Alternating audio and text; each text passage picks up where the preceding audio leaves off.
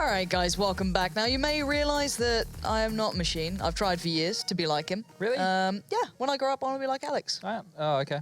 You know, he's my idol. But yeah, he's going to be kind of chilling out a little bit here. You may have noticed that everyone is just about a little bit ill during this show. So we're just going to talk about the first matchup coming up here. At least, well, the second matchup for NaVi. These guys are having to play back-to-back. But they're facing off against FaZe now. First map coming up to us too. Initial thoughts coming into this one? Well, FaZe just came off of 2 wins versus Hellraisers. They were relatively close. So it's good that FaZe were able to get those wins. I believe FaZe won in their ECS match that they played recently as well. Yeah. So for them to be able to get victories and be having better form is really good for them. They need that if they want to have a good end to the season. They started really well. They had a very weak point in the middle. Now they're kind of gelling with Alu, and they're having a strong finish. They only need, I think, 2 more wins maybe, and it might guarantee them. I can't tell for certain right now. Yeah, we need to see everything, yeah. We need to see everything kind of fall into place from all the other results as well, and we can kind of summarize at the end of the day. We'll have an updated league table for you guys at home, so you can find out basically who's in the runnings for going towards the finals. Things are still pretty close here. As you said, though, FaZe did have a phenomenal start to the season. They were one of the teams to really break ahead from the others. I guess they really took the opportunity to run ahead when everyone else was still recovering from that little bit of a break they had. Yeah, definitely. FaZe seemed to just kick things right back off, and I guess having incredibly talented individuals certainly assists towards just getting back onto point very, very quickly. Maybe not as tactically up-to-date as other teams, or maybe not as dependent on their tactical side as other teams. Yeah, it's something that I think they need to address, though, the way that they apply the tactics. They clearly have them. They just use them in weird orders, or they don't set precedents by taking map territory and then falling back to executes. They usually just either go for a default strategy, trying to get picks, and then go from there, or they'll just do a full-on execute, and that sometimes doesn't work because they haven't had map presence anywhere else. All right, we're going to be jumping in this one any second now. These guys aren't messing around. They want to get this underway. Of course, NaVi just want to get this one rolling off a really good result up against NV. So this, I think, is this Mirage first? I thought it was Dust 2 first. I thought it was Dust 2 first as well. We're on Mirage right now. I don't know. Maybe that'll be switched up pretty soon. Everyone's in the server, so it won't take too long. But I'm going to push you for a prediction because Alex won't, you know, so I'm going to ask you on this one. I think NaVi, they were looking really good then. They've warmed up now. I know both teams have had 2 matches so far, but I think they're too strong. I like the diversity. I like the flair. And I'm going to give it to the Ukrainians. All right, well, that'll be starting up any second now. I think we're literally just about to jump into pistol. So it'll be FaZe starting up on the T side. On the CT side, it'll be NaVi. And I do believe it's Mirage to kick off with. So actually a little bit twisted around from the schedule. I'm not 100% sure what's gone on there, but no matter what happens, we're into the game anyway. It looks like FaZe already eyeing up a bit of a hit towards the A site as well. 3 players through Palace, 2 probably to set up the smokes for them, and just going to pour out. Yeah, pretty straightforward A here right now. Nobody really... Oh, Flamey with the Julies. That's going to be exciting. Might pay dividends right here. It's like, oh, Yakem through the smoke. Going to take Flamey's head off. That investment didn't go very well. No, that's a bit of a shocker. Now, everyone's locked off. These smokes that came in towards jungle and stairs have really created a huge opportunity, but the retake is coming in incredibly strong, mostly thanks to Guardian. This guy's a beast on the P2K. I'm surprised every time I see it when he holds mid, but he does make it work. And now AZ is left with Rain, and Simple's found AZ, so it's all on the one man left standing. And Rain, well, you're not going to hit that shot at that point. Edward's going to come in to close it, and then we have the defuse coming out. But I like the theory behind FaZe doing that, but didn't really get the kills to kind of back it up. But they got a plant at least. Well, yeah, they got that plant really easily. They made the entry onto the site, and then it just all fell apart when Guardian dropped into Sandwich. You got 2 nice headshots. So crisp work by him, and then it just fell apart from there. Seized is going to pick up those Julies that Flamey dropped, though. So that's a nice pickup for him. More bullets. You always need more ammo. Never enough bullets in Counter-Strike. That's why people use the Pro 90, right? I'm so glad no one's bought that. That would. So here's the choice that's been made by FaZe. They've decided to force buy in this one off the back of the plant, as opposed to taking the eco and getting the AKs up on that 3rd round. And they do have a bit of utility right now. So what they can do is they can use it to zone off or do a late execute. Once again, you can notice on the map in your top left-hand corner, people playing at home, you can't really see them zoning off. They threw that nade in mid, a tiny bit of presence, but no smoke. So NaVi know that if they're spotting mid, there's not a lot going on, and this B execute's coming in. Yeah, and Cease's already spotted the smokes coming through. Simple as well. Going to spot where that falls, try and find a nice position to possibly work around it. But no quick hit off the back. Now it comes in. You can see the molly being put down. That's a bit of an issue. No one can really focus towards Seized, and he's allowed to get away with murder. Guardian's actually done the work with the molly itself, but this is big. Keo coming in with the Deagle, finding 2. That might create a chance for a plant, but the bomb's still in Keo's hands, and there's a lot of NaVi players on this side. But AZ's got his back, picking up the M4, but on the lurk is Guardian. Timing is perfect. He picks up AZ, and now Keo's got to go big. He's already found 2, and he might get the timing on Guardian if he hit a clean shot there, but he can't get a job done in the end. And NaVi will keep the round safe. They keep 2 of the rifles, which is fine for them. FaZe didn't get a plant there as well, which is a bit of a problem. And while NaVi, the money's not great, but they can rebuy here. Yeah, the question right now for FaZe is you just took away 3 guns. They were fully bought. They had a lot of utility. do you buy back with 1.9 to 2.3k and just risk it again? Because you had a good showing just then. If you got that bomb down that round, it would be a no-brainer. That I would say they'd definitely rebuy right now, but it looks like they're opting to go for the eco, a couple of upgraded pistols, and one of them's going to be taken out straight away as Guardian takes off the head of Jacob, and they're pouring up that A ramp. The Colts are doing work right now. That's the M4s for those of you who aren't older than 12, and action is happening on this A side as Keo and Alu are able to get a little bit done right now. Guardian on 11 HP. He's had to limp away, reload, and wait for C's to regroup with him. Okay, let's see what they can work off this one. This is still very, very dangerous, but no armor, so you're still seeing things like the MP9 being viable at just halfway range. Across the map. Yeah, a little bit unnerving then. C's just going to show what he's made of, and now Alu's in a predicament. 1v2, but they're both in very isolated positions. They can't really create a huge crossfire. Guardian's basically watching his push, and he's going to take the fight, and he wins it. Alu goes down, and again, FaZe get it close. Are they going to fall into that trap of always wanting to buy up now, keeping this one going? Of course, they can buy now into this round perfectly fine, but again, up till this point, Navi's money hasn't been completely stable. Yeah, a lot of damage done there. If they're able to take this gun round, they will really hurt Navi's economy, and we'll probably see them have to take an eco. But I wonder if we're going to see a map spread right now, and them actually set a bit of precedent. They do have that AWP on Alu, and he will be taking on Guardian, who has picked one up himself.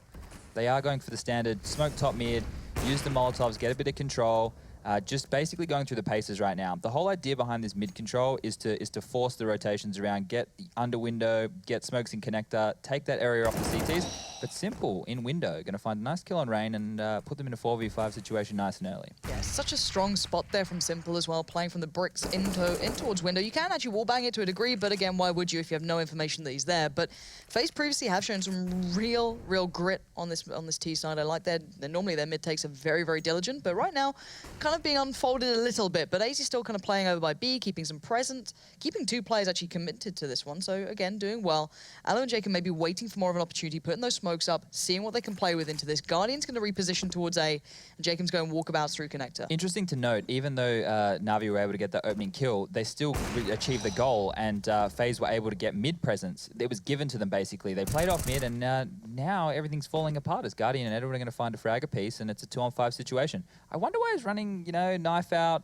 I think it's probably because if he snuck in there, he assumed window was clear. But if you're going to be noisy like an elephant, people are going to find you. Yeah, and they already did. Well, Edward, they're going to find a very easy kill. Literally no threat to that now. Alu and Keo. Alu's got the AWP here, glass cannon, so he can't really withstand too much, and there's 3 players dedicated towards A, none of them particularly facing either, so FaZe will have to relatively commit to this, and that's what's going to happen. Keo gets picked up the second he steps out from apps, and now Alu's left in that sort of situation where it's like, well, what can I do here? I'd have to go 1v5, and I doubt I'm going to be able to keep hold of this AWP. He's going to try very, very hard, but trying's not enough at this point. Flamey's going to take him down, and they've got a double AWP now for free. NaVi stabilized on an incredibly important round for themselves. I don't know what FaZe were trying to do there. When it was a 2v5 and you have about, I think it was like 28 seconds left, you may as well drop back and save those 2 rifles. You're not getting into a bomb site. You have no map presence. You have no map control. You may as well just let it go. They just thrown away an AWP and an AK, fully with head armor, ready to go, and now they have nothing but deagles and pistols, which is what they've had a bit more success with so far. So maybe this is a positive. Maybe. We'll see. I can't wait for the 3-man face towards middle here. Guardian, not exactly that timing. And well, there we go. They trade out in the end. Guardian finds gear, Rain replies. But a great pickup of FaZe, considering they only have these pistols. And that's an AWP for free. Alu, come on. No. Alu. Denied. That's pretty awkward. Yeah, that could have been a really good opening. Another deagle frag there by Rain. So maybe just stick with the pistols, boys. You're getting more kills so far this early on. Finding 2 there. They did at least get one of the AWPs away. There was still a double AWP presence up for NaVi. One was in the hands of Simple, so they can always just drop that off to Guardian. He can rebuy it himself, though. They're getting decent for money here. They're getting a little bit of that nice buffer going. And where are these AWPs going? Yeah, back to where they were, pretty much. They're just kind of, I think Simple just dropped it out of habit, but Guardian already bought his. Perfectly fine, all well-rounded. Alu's now back on at least a buy where he's got armor with the AWP. First time we're going to see that, so maybe a little bit more longevity with it, not have to be so careful, so cautious. And Guardian going back out towards mid. Now, Jacob's going to fancy a bit of a run here. They're known for this quick aggression, and I like it. 3 players strobe connector. This time the smoke's still in place, so no frags coming in from Edward, and that's the impact we want to see. Quick, fast, and dirty from FaZe. Nice. Jacob and range, bang into the side, pick up 2, and it's theirs. That's the power these guys contain. They have that aim, they have that confidence. But Guardian might have other plans if only Peekaboo. he knew. There it is, Guardian. Rain goes down, and now it's retake time. 2 AWPs on a retake is incredibly tricky. It's going to be rough, but we've seen Simple work some magic before retaking this A bomb site. Can he do it again right now? As he has been spotted out there. Guardian tagging through the box, but Caesar's going to go down, and it's a 2-on-4 situation. Like you said, 2 AWPs. Probably worth holding on to these. Do as much damage as you can, see if you can make a kill or 2, but these AWPs are way too expensive. The kill reward is basically nothing. You want to hold on to those. And that's exactly what they're doing. Running away, keeping hold of them. Guardian's perfectly fine in CT. Simple wants to at least get the window, make sure no one can push through it, find a bit of a safe spot for himself so they can't just get flanked in on if they were trying to get it away. But FaZe kind of bowing out of this one as well. Jacob's going on a little bit of a search, but not being particularly overzealous about it. Just relatively calm. But FaZe just kicking it up a gear then, just went full on out. Yeah, FaZe are happy to let them save just there because they need the money too. They had to drop a rifle and they want to start building a bank. If you chase too hard into that and you lose too many rifles, you're going to hurt yourself more than them going into the following round. But that was really good. They did it just made it look like they were throwing the default mid smoke. Then one popped on just after that. Molotovs went and just nice quick interconnector. Hit their shots perfectly. Caught NaVi with their pants down basically. Oh, here's the reply. Guardian, you can't really get into connector right now. He still hits the shot and the smoke comes out. He gets away with murder. This is why I love Guardian. Look how ballsy he is at this. Now, Ali wants to get back into it, but Edward's taking it further. There's only 3 players remaining for FaZe. Maybe trying to go for a little bit of that slower mid play to a degree, because you've still got AZ over by B. C's has no trouble with that, flashed up or not. And now it's left Alu in an impossible spot. Nowhere to go, nowhere to run, nowhere to hide. And easily caught up by Edward there. This is a real shutout by NaVi, showing some class here on Mirage. Yeah, it was almost a hard reset right there for FaZe. 2 guys had enough, or sorry, not 2, 4 had enough to get up proper rifles, and they're going to have a Tech 9. This move by Guardian, this is one of the first players I see doing this was Henny or Enrique. He used to jump out, he'd actually throw a smoke down to cover him and he'd be able to escape through it. But luckily he had Flamey there throwing a smoke down so he could get through that Molotov. Double AWP window. Yeah, you see this is one of the great things about these guys. They're both dynamic AWPers. They don't just have to sit there. They can be relatively aggressive, and that's such a strength for NaVi, having AWPers who know how to play passive, who know how to play aggressive, and this B-split's coming in right now. They're trying to isolate C's. He's going to grab one, Molotov off, and wait for rotations. Yeah, even Rush can't keep up with these kills. They're coming in thick and fast. Finally catches one on C's there, finding Jacob, and now he's seen it all. The plan is certainly known now, and FaZe are just being absolutely decimated. This is big from NaVi. This is a resounding victory so far for them. 7-1 after what was a very rocky start. You know, those rounds were very close during the pistols. The first 3 were quite back and forward. Eventually, of course, closed down by NaVi. But the only round that FaZe have picked up so far is when they picked up that pace, went for that quick hit towards mid. But it looks like NaVi instantly have an answer for it. Yeah, once you see something like that come through mid, you just want to shut it down. You can play retake on that A site. You dedicate more numbers to mid. You take the fight to them. And so far, NaVi have gotten a lot of, I guess, like free kills. Guardian's found a pick, and he hasn't been traded, or someone on no ground's really been gained, and they haven't been able to find a frag. So, getting into B nice and quickly here. You see what he did just there. He saw an opportunity. That's why he tried to take it. But they were set up and ready for that. And looks like Simple's going to jump up off the back of that flash and try and challenge Jacob out. Good night. And bombs down. Kio's looking for kills. He's going to get one, but at this point, the money's pretty well set for NaVi. They're not in a real situation they need to be too worried about just yet. 10k on Edward there, easy rebuy.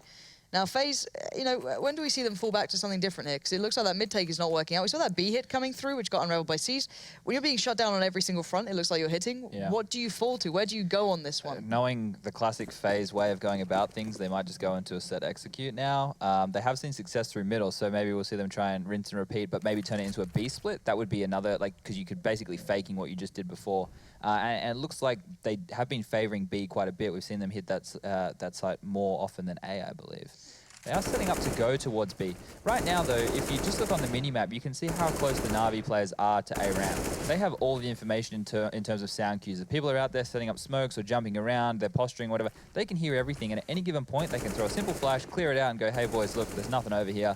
Rotate around, or we know this section of the map's clear. Keo, however, he's come in late, and he's been spotted out. See, that's the point now. He's going to tell his team, hey, they've got A ramp control. They know there's not a lot here. And the reason that can work 2 ways.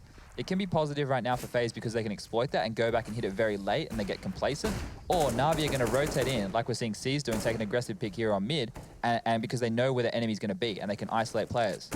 They're going to get the same sort of success probably by ramp there. Edward's going to find Keo, isolating these players, taking down FaZe one by one, finding those most opportune moments to really bring it home. Now, the last three for FaZe have limited real estate. Alu's still essentially in spawn, trying to find a way around it. Going to get the bomb at least to hand. So that's not been lost anywhere too bad just yet. But the three remaining players have zero utility. No smokes, no flashes, nothing. And look at what's still left with NaVi. Molly, smokes, flashes galore. They have everything they need. But Jacob's got himself into at least a possible situation he can work out of here. Got some room towards window. But I think Flamey's already considering that one. So again, gonna be tricky, and that's not gonna help. Simple takes the head off of AZ, and now the plan might be unfolding. But AZ again has been testing the waters, and the timing is awful for Jacob. Gets the knife out as Flamey turns around, and Alu just gonna sacrifice himself towards NaVi in the end there. So it seems that FaZe is just running out of ideas. Now, historically, going back, if you look at the stats, FaZe have very rarely, I don't think they ever have actually picked up a win over NaVi at all. They have always struggled against this team. And is it the clash of styles? Is it a mental thing, do you think, for FaZe? Because FaZe are certainly contenders here. They are a good team. They've got incredibly talented players, but to be almost perpetually stumped by one team itself, is that a mental problem coming in, or? The whole concept behind FaZe was meant to be like a star unit. However, you have a lot of people or a lot of players in this team who would be stars on other teams, right? They could probably you could get a lot more out of them with an in-game leader that builds a team around them or builds a system around them and uses them correctly. When you throw 5 stars together and you want them all to kind of be cohesive, the issue you have is a lot of these stars probably have similar roles, or they probably do similar things that make them stars. Now they're having to sacrifice something which may have gotten them kills in the past. Somebody's going to have to throw the grenades to set up other players. There's going to be issues in that regard, especially on the T side. On the CT side, it's not that you're being selfish, but you're more focused on holding your position, okay? You're still doing it as a team. You have team-based setups. You know how to rotate and stuff, but you're really just focusing on your crosshair and waiting for the baddies to step out. When you're a T, you kind of have to initialize the fight. And I think you have a similar thing with G2. On the CT side, they don't really, an opposite thing. They don't get to take the fight on their own terms, whereas the CT side for FaZe, they like that. They like players coming to them. G2 like T side where they get to run over them. So it's contrasting styles. Both of those teams you would say are very star and aim heavy. It's weird that they don't have similar flaws. We're going to see, it looks like a smoke execute come out onto A here. And at this point, if you're NaVi, you're going, okay, well, they haven't tried a smoke execute since, I think it was like what was that Tech9 buy-up round or something? Yeah. That was a B execute. So, let's get ready for that kind of situation. The smokes come in. This is telegraphed. FaZe rarely do fakes like this, and lots of NaVi players, I think 4 are already over at the bomb site. Yeah, now Jacob's got a good bit of play there. At least takes down Flamey, but as you said, there was already 2 other players in Guardians giving us a show. Finding Alu with some swift form, and now Jacob left to try and make something happen. Not going to be really getting much out of that, and now, well, for NaVi, it's a walk in the park here. This scoreline is condemning if you're a FaZe fan. Yeah, it looks like the guys on NaVi all have enough to get jet skis, a couple of trailers. They're sorted. They're laughing. They can have a party. Guardians died once. Seas and Simple have only died twice. So they're not having a rough time at all. No. It's a vacation right now for them. If I was FaZe, you need to have a change of pace. Probably this should have happened a bit earlier, like dropping right back, waiting out the utility, having a person spread out. So one spotting B, one spotting underpass, one very passive top mid, like we just saw where Alu was, one palace and one A ramp. Call out all the utilities, do a very late round thing, a very Navi-esque play, right? Where you get all the information and then you make a play. The only thing we've seen work from them is aggression, but that can only work so many times. And it comes down to luck on aggression. Like, you catch people off guard when you're aggressive. And Flamey right now, he's done a very aggressive push, and he gets caught off guard by Keo, who was actually moving back into his crosshair. And there's a 4v5 advantage for the FaZe boys. Well, let's see if they can finally build off it. They've been rarely having advantages early into the round, so this is a bit of a stark contrast, but Guardian still doesn't care. This guy is so on point here, and Edward's even going to go aggressive, and they're hitting shots. When Eddie is on that sort of form, you're not going to stop this guy. Now, goes back for more, finally gets halted by Jacob. That's perfect, but still, the game plan's been spotted out. That's a bomb there coming towards ramp. But Guardian's in that sort of situation, spots out the leg, sees one connector, now knows the ramp is the next threat, but he can't be quick enough to deal with Alu. So again, now, this is good for FaZe. They finally got a good step towards the side. Cross gets spotted, the bomb goes down. That's big from Seized. Now the 2v2, Simple and Seized on the retake. Both were in towards CT, and they're actually going to play retake from CT now. Alu's up in towards Palace, so he can watch that one pretty well. The flash, not ideal. Doesn't quite make its way over the ledge. Simple with the shot towards Rain, and Simple again delivers. Huge retake capability from him, and we've seen it every single time he's been put into that situation, I feel. the way that Simple just, it's game knowledge, it's game sense, the way that he steps out. Obviously, he's being very, I guess, thorough with the lines that he checks and stuff, but in the order, he always chooses to check them, and just the shots that he hits, he's just an all-round amazing player. It's great to watch.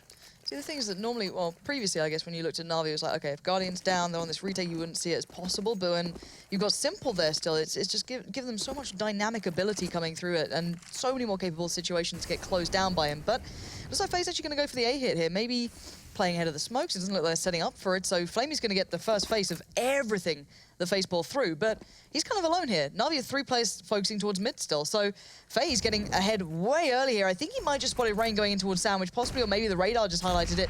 Flash to delay, allowing the likes of Guardian to get into position towards jungle, but AZ's already claimed Simple. So again, giving away a little bit of the game plan here, but it doesn't matter because AZ is landing them coming through connector, and that molly is spreading, which could be a problem, but the bigger problem now being they're down to 2. Seized and Guardian now gonna play retake here. No Simple this time to provide the means for this, but Seized is gonna step up to the plate. The pop flash comes out, it's spotted out by Guardian, but completely catches the flash.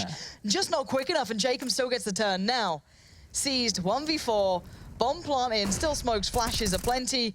And I think Seized is kind of understanding, all right, this might be FaZe's second. I'll give it a good go, though. And there you go, Keo goes down. Finds himself a little molly. Yeah, why not? Absolutely nothing to lose here. They're all basically at full money, or at least Simple is at the very least. So Seized can just go in, make it costly as much as he can. Doesn't get anything else done. Rain will close it. And FaZe just finally getting a little bit of a play towards A. Yeah, so if you watch what happened there, they did the AZ faked mid control. They threw the top mid smoke, he threw the connector Molotov, couple of flashes, and was able to survive behind the mid box / top mid. And then once they realized that there wasn't a presence on mid, they were rotating back to A. But at that point, the FaZe guys had already pushed up A ramp. They had sandwich control. They had Tetris control. It was awkward, though, because they had full utility and they didn't use any of it to gain that control. Flamey did the right thing by dropping back to play retake A because he'd been overwhelmed. He was giving the information to his team. Once AZ made that kill in mid, though, it kind of threw a spanner in the work because all the players were sandwiched and they had to watch multiple angles and just able to hit a couple of nice shots and clean up that round. So good stuff by FaZe. They got lucky with the timing on those rotations. If somebody had mollied AZ out of position, he could have been struggling. But Guardian, once again, finding a nice opening kill. Going for another. Going to drop back now. This is such a good thing with AWP. Is if you note the way that Guardian and Simple AWP on the CT side, they'll take a pick from one angle, they'll fall back to another angle and go for another line. If they want to repick the same angle, it's when they really don't have another choice and they've been forced out into it. God almighty. Guardian is so dominant as well. Early round, Guardian is sick. And look at him. Look how aggressive that was. I'm just going to run ramp. Why not? And you've got Flamey on the auto sniper. It's all going so well for them here. And Rain's got himself a good position, but it's almost for nothing here. The bomb's at ramp, so he still has to go back for it. Jungle's a potential threat. You can try and isolate that off. Okay, cover that away. Force Simple a little bit further back, so it doesn't get the instant info. But now Rain's got 40 seconds, a flash and a molly, and a lot to do. But Rain's up to the challenge. Finds Seized, but can he make the cross? He expects Simple to be there. But will he expect Edward so close by? Spots the molly, takes the fight, but can't get it. I almost thought that could have come through then. Yeah, Rain's the clutch master of FaZe. We've seen him pull it off so many times. He's a smart player and he also has great aim, so that's why he's always so proficient in the clutches and he does a good job. And now for the last round, FaZe are just going to have to scramble together whatever buy they can get. A couple of Tech 9s, Deagle, P250, and AK. It's not looking fantastic for them. 12-2 on Mirage, a map where you want 6 to 7 on that T-half. You'd be happy with a scoreline like that. They're definitely on struggle street. Yep. Struggle busters are waiting them to go into the second half after the break, but for now I have to see if FaZe can at least get 3, so maybe they can look towards getting that pistol and, you know, going through the grind. But they are a good CT side, so I wouldn't be too surprised to see them, you know, pulling a few back if they get a buffer. But C's going to go for that Pronax style flash. Underhand, good work. Here comes the spray. There's 1 kill. He doesn't actually get any more. The CZ taking his time to come out and actually gets overwhelmed in the end. However, Simple's still there, so no problems. Bomb goes in. 3v4. Can't quite get the kills. FaZe still keeping this one relatively competitive, and it's now going to be tough for NaVi. Oh. Hello, Guardian. Guardian with the shots towards the bench. Not going to be connecting here. He knows there's one there. He's just trying to spam it out. You can hit shots through it, but not giving anything. This could be that third round that FaZe desperately needed, and Jacob's going to certainly try and do it. Rain does in the end find it, and a little bit of a, I guess, mayhem to kind of secure that round in the end. So 3 on their T side. It's a very small buffer. Very convincing from NaVi. Good to see them, you know, playing some good Counter-Strike. Yeah. I just want to note that they're playing a lot freer. You know how you mentioned like Guardian just getting a kill and then going aggressive on A-ramp. That's not the type of NaVi that we're used to seeing in the past, but now they have a lot more skill and they can get like the addition of Simple, the way that he plays Counter-Strike is very confident. It probably lifts the whole team's confidence. The one thing I want to see going forward for them is if they can, you know, when the chips are down, if they can revert back to their structured style of Counter-Strike, because when you're not hitting shots, you need to have that base. And if you lose that base, you start to try and be too flashy and you can't revert back to it, you're going to have a rough time. Well, it's something that maybe we won't have to see into this game just yet. NaVi looks strong, but there's still another map to go after this, but there's another half first. So, FaZe with 3 rounds at the moment. It's not quite enough, but guys, we're going to go to the break and see if they can recover on the second.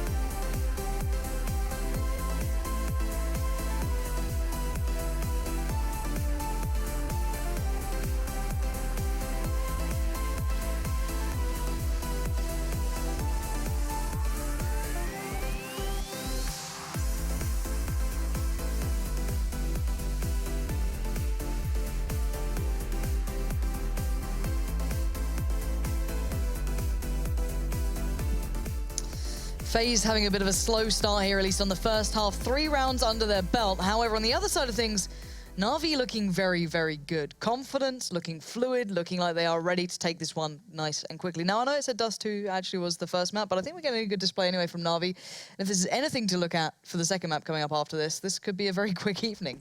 Quick game's a good game, that's what my mum always used to say. Yeah, but NaVi, like you said, they're blistering just like the Brazilian sun. I bet they can't wait to get their CIS skin under that, get nice and... Get a tan? Get nice and tanned. Well, Simple needs one, apparently. I know, yeah. Chad freak. Anyway, quite convincing, yes, to say the least. There's not really too much to touch on. It was just very dominating. We saw aggression coming out from NaVi. They were making very flashy plays. Guardian in mid was a menace with the AWP. We saw a round where Simple and Guardian were double AWPing in the window.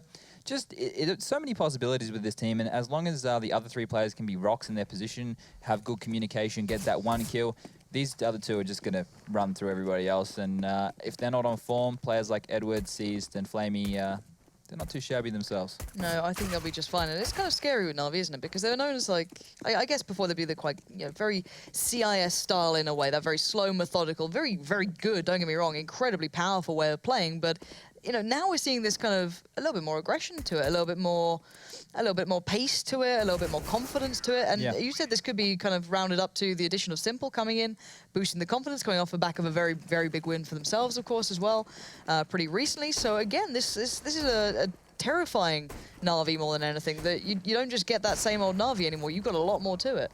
This isn't a criticism really, but the way that NaVi used to play was just very slow and methodical. And then when you had SK/Luminosity, when they were becoming the best team in the world, the style of Counter-Strike that they started or were initially known for was also very slow. But talking to Paul, and he said, we realized, we need to be able to play all styles of Counter-Strike. We need to be able to mix that with fast-paced plays. I had a very long chat with him at E-League, and he gave me some very good insight into the way that they approach the game and stuff. So they would always look at, bringing in every facet. And that's what NaVi appear to have done. They have aggressive plays, they have slow plays, they have executes, they have information-based defaults. They have players who can react based off the information they're given. They look like they're able to mix up their CT setups quite well. So they're the full package right now. And having 3 teams or 4 teams in the world like VP, SK, NaVi, all looking very strong and with players who can step out at any given time. The Counter-Strike world at the moment is the most exciting I think it's probably ever been for CS:GO. I think so too. There's a lot of contenders now at the top. It felt like we went through the kind of Fnatic era. It looked like the SK/Luminosity era for a while, but NIP now, before that. Yeah, exactly. NIP had their massive run, but it feels like we have a lot of contenders for that throne now. There's, as you said, about 4. You could argue maybe more, but 4 solid teams that can all play to such a high degree that you don't know quite who's going to be winning these events at the moment. We're going to have to keep our eyes on those next upcoming finals that are all going to be kind of trickling through in the next couple of months, because there's going to be some exciting times. But for now, getting back into the game, 12-3 is the scoreline. NaVi with a blistering start. Gonna look to try and take this one out nice and quickly for themselves. Gonna be up on the T side this time, and FaZe, they've got to get this one in the bag. They've got to get that pistol going, surely. I really like what we're seeing from NaVi. If I was 12-3 up in this situation, you just want to kind of finish it. Take it to the other team, finish them off as quickly as possible. It looks like they're actually throwing in a fake here. So Jacob's going to be contact right now. He will find Flamey loitering in the kitchen, take his head off. Not going to see anybody else, but they're quickly peering around the corner. Going to take another one and not taking any damage so far. Simple, would you like to hit that shot? He only hit him once for 12 damage. So now the bomb's down. Jacob is laughing. He's getting the rotations. AZ's going to find Guardian through the smoke and sees the last man standing with a lot of work to do. All FaZe members have armor. Seized has nothing. And Jacob just, I'm pretty sure he just turned on God mode then. There was 3 players facing, he finds a 4th as well. Now, that was it. And talking through NaVi's intentions that round, it looked quite a nice idea. Set the 2 smokes towards A, get everyone to rotate, which it actually did. They pulled the 4 players completely towards A, and they left 1 man on B. That's what you want to do with FaZe. We talk about there being a skilled lineup. You want to stress them out. You want to make them get lost in communication. We have so many different languages being thrown in here. You try and do fakes and stuff on them and pull them around the map. However, it looked like Flamey was in the kitchen and he was looking back. He was like, guys, we're going to hit B. It's a fake. And they were like so far away. He wasn't really watching his crosshair. He wasn't ready for it. Stepped out. Jacob gets it done. That was absolutely beautiful. Now, NaVi have gone onto the Deagle bite. Armor, Deagles are plenty. The early nades coming through have certainly done some work, but so's Flamey. What a shot towards Rain. And now those UMPs going to be under a little bit of stress here. Not quite as, I guess, prevalent a range as maybe they'd hoped to against these Deagles. But we'll find out how much real work they can get done. The bomb is still in the hands of Seized, and that is not going towards A just yet. That's actually on the way towards B. So, again, NaVi throwing in these kind of a couple of fakes here and there, and FaZe trying to work this out, getting aggressive, trying to find that info. AZ's on the play through mid as well. But if Guardian shows a little bit of play, just a shot or two, a step, something simple, the same. There's a massive flank, yeah. AZ's coming in behind. I think Simple knows he's coming. He's poised and ready, and Seized is going to sandwich him as well. So could be a nice little turnaround. Like that. Lovely nice shot from Simple. Now, okay, we're 3v3. 2 UMPs, 1 M4 for FaZe. They've got some, they've got a flash, but no kits, 1 smoke, and B side's completely open right now. And that's the bomb. They're going to spot the bomb out. That's big now. So at least Jacob knows that. He's going to have to split towards B just in case. So they've actually pulled them apart even further. Yeah, that was really good because they spotted the bomb. You're going to assume it's going to head towards that B side. Guardian's now poked out of Palace and he's pushed 1 player all the way back. But all up close, he's going to get it done. And this is all over. Guardian, 35 HP. Going to be finished off there. Really good work by NaVi to try and, pull FaZe across the map. It worked, but Alu in that close range resistant position taking on Deagles, he gets it done. The UMP showing why it's so powerful. Yeah, again though, you've got to, I like NaVi's theory crafting to this. I like the way they come into it with the plans. And that wasn't even a plan though. It was just on the fly how they kind of pulled players across, made them go back towards B, allowing just those 2 players to take over at A. Now, of course, they didn't know there was necessarily 2 players there, but still they made such a calculated decision. But credit to FaZe individually for keeping this one in check, because all these rounds could have been a huge spiraling issue. But at the moment, it looks like NaVi just want to get that bomb down, and I don't know if they have much success on that right now. Those UMPs and the MP9 doing just so much damage here, and there we go. Just Simple remains, but Simple's a beast. At least finds 1. Yeah, but just, that's it. just shredding their heads there. No head armor, just pulling them apart with the MP9. I would probably hold on to those SMGs if I was FaZe. You can use them. This is the thing. People wonder why they don't just upgrade and stuff. You can actually use these guns quite well. And if you have moves or predetermined CT strategies or holds that you want to exploit to make the most out of these, you can use them very well. And the issue right now for NaVi is they don't have their AWP, and they're low on utility. They're going to throw the top mid smoke, they're going to feign out this default, they're going to take their time, bait out the utility and even it up. So once the utility from FaZe has been used and we have like 40 seconds left on the clock, it just basically becomes a decision and aim battle at that point. Where are NaVi going to go, what rotation decisions have FaZe made, and who's going to hit their shots? We're going to find out soon. Keo, Alu, and AZ are the ones in mid, waiting for this one. Edward's going to step out first in this. It's just shooting fish in a barrel. Guardian's been given everything. Alu and Keo, what were you doing? And now AZ's in trouble. Going to dance around those bullets, take his time on the cross out, so he doesn't just get spammed away. But NaVi given a step towards mid now. Player advantage too, but FaZe want to lock them in here. 3 players doing just that. AZ from short, Jacob kind of towards window, and Rain towards connector. The smokes are still in place, so they can't really see that full info. AZ shouldn't have dropped back. The 3 of them could have collapsed on mid as a team and traded off. It was probably the best chance they had. Now they can potentially get isolated. Jacob's in a really good spot to peek out late and grab some kills if the timing permits. He might find Guardian right now, who's chilling on catwalk, checking each and every way. The timing really in the favor there of Guardian.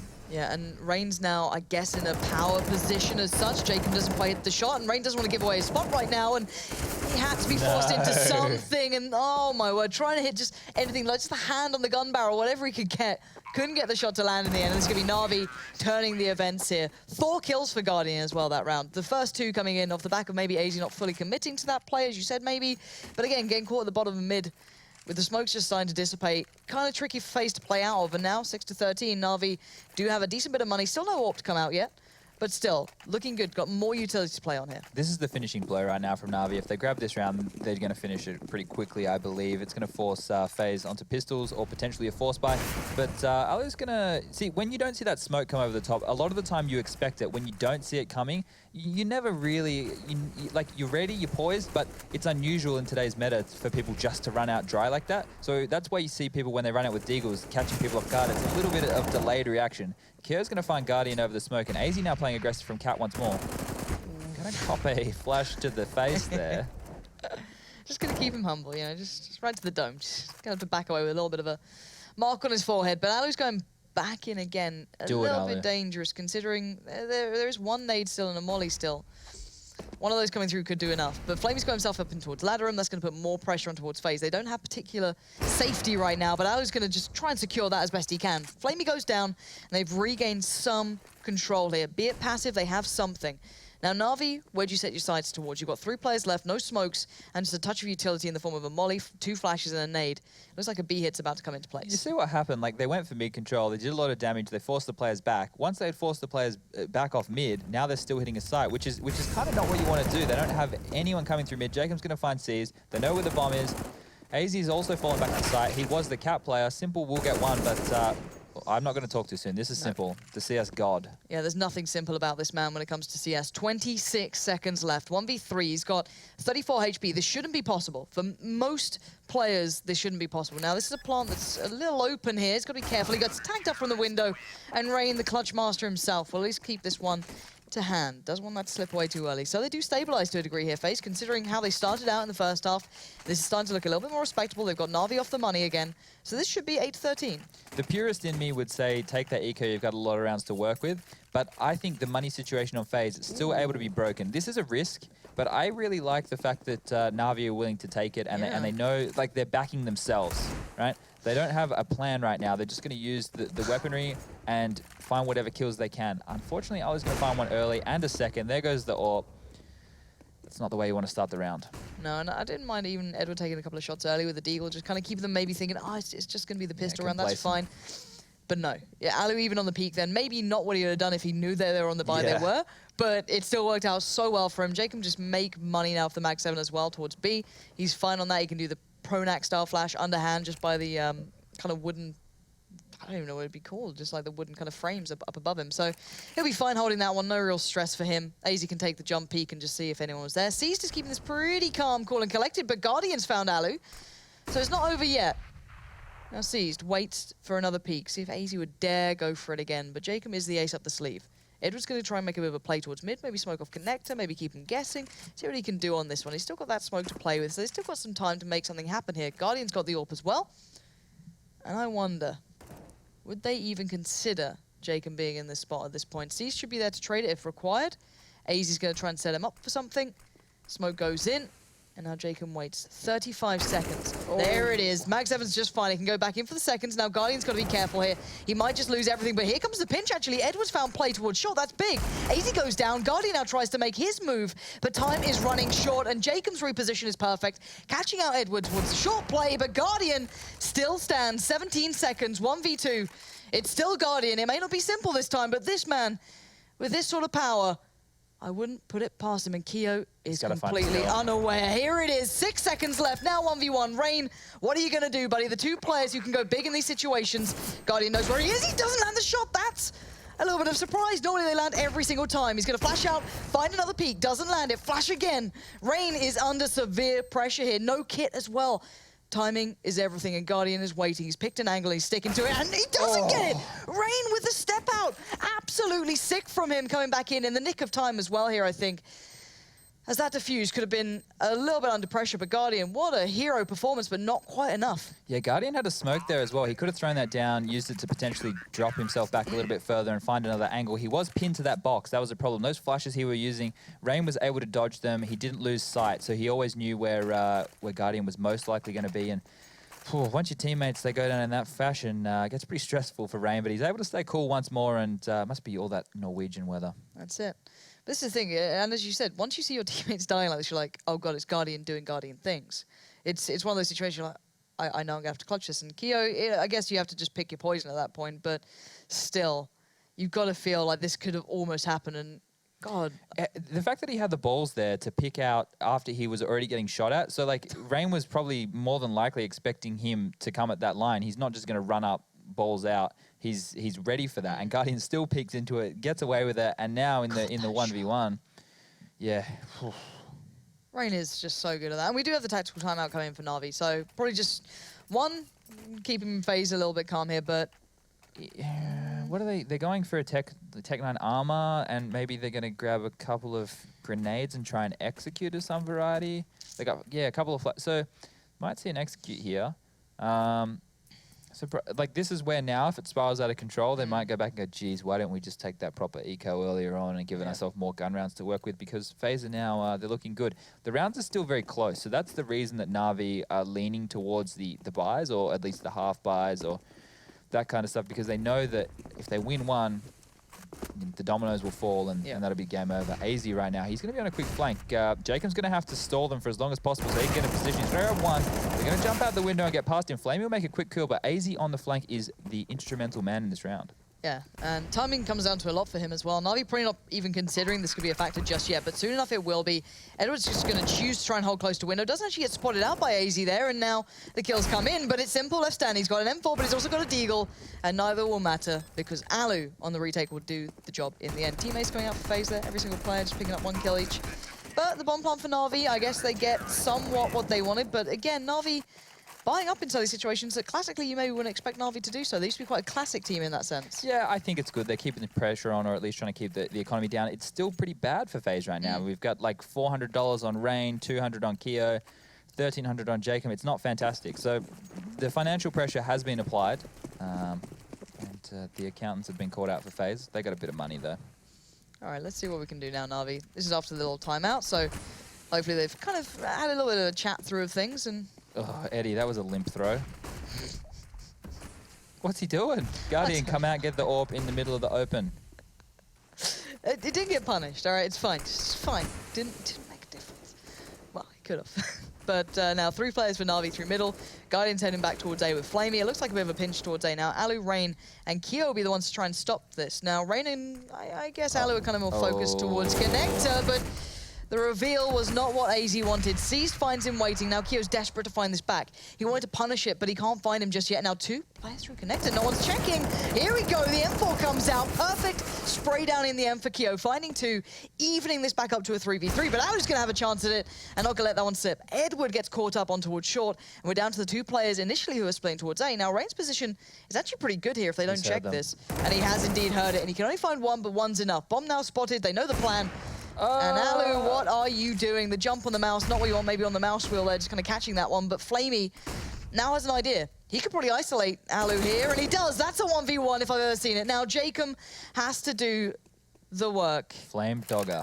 Flame Dogger, as said, the one and only. And he's got time.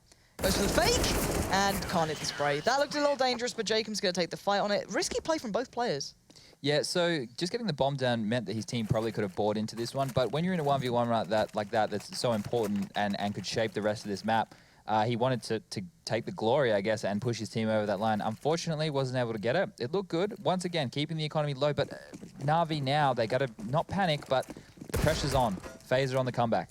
Yeah, this is big from FaZe. Their CT side is incredibly impressive, considering NaVi's come into this with a really nice approach in the first couple of rounds that impressed us. It didn't seem to matter. We've had individuals stepping up. We've had teams stepping up as well for FaZe. It's not just been that one-man show that we do occasionally see. It's been a lot of players finding their form.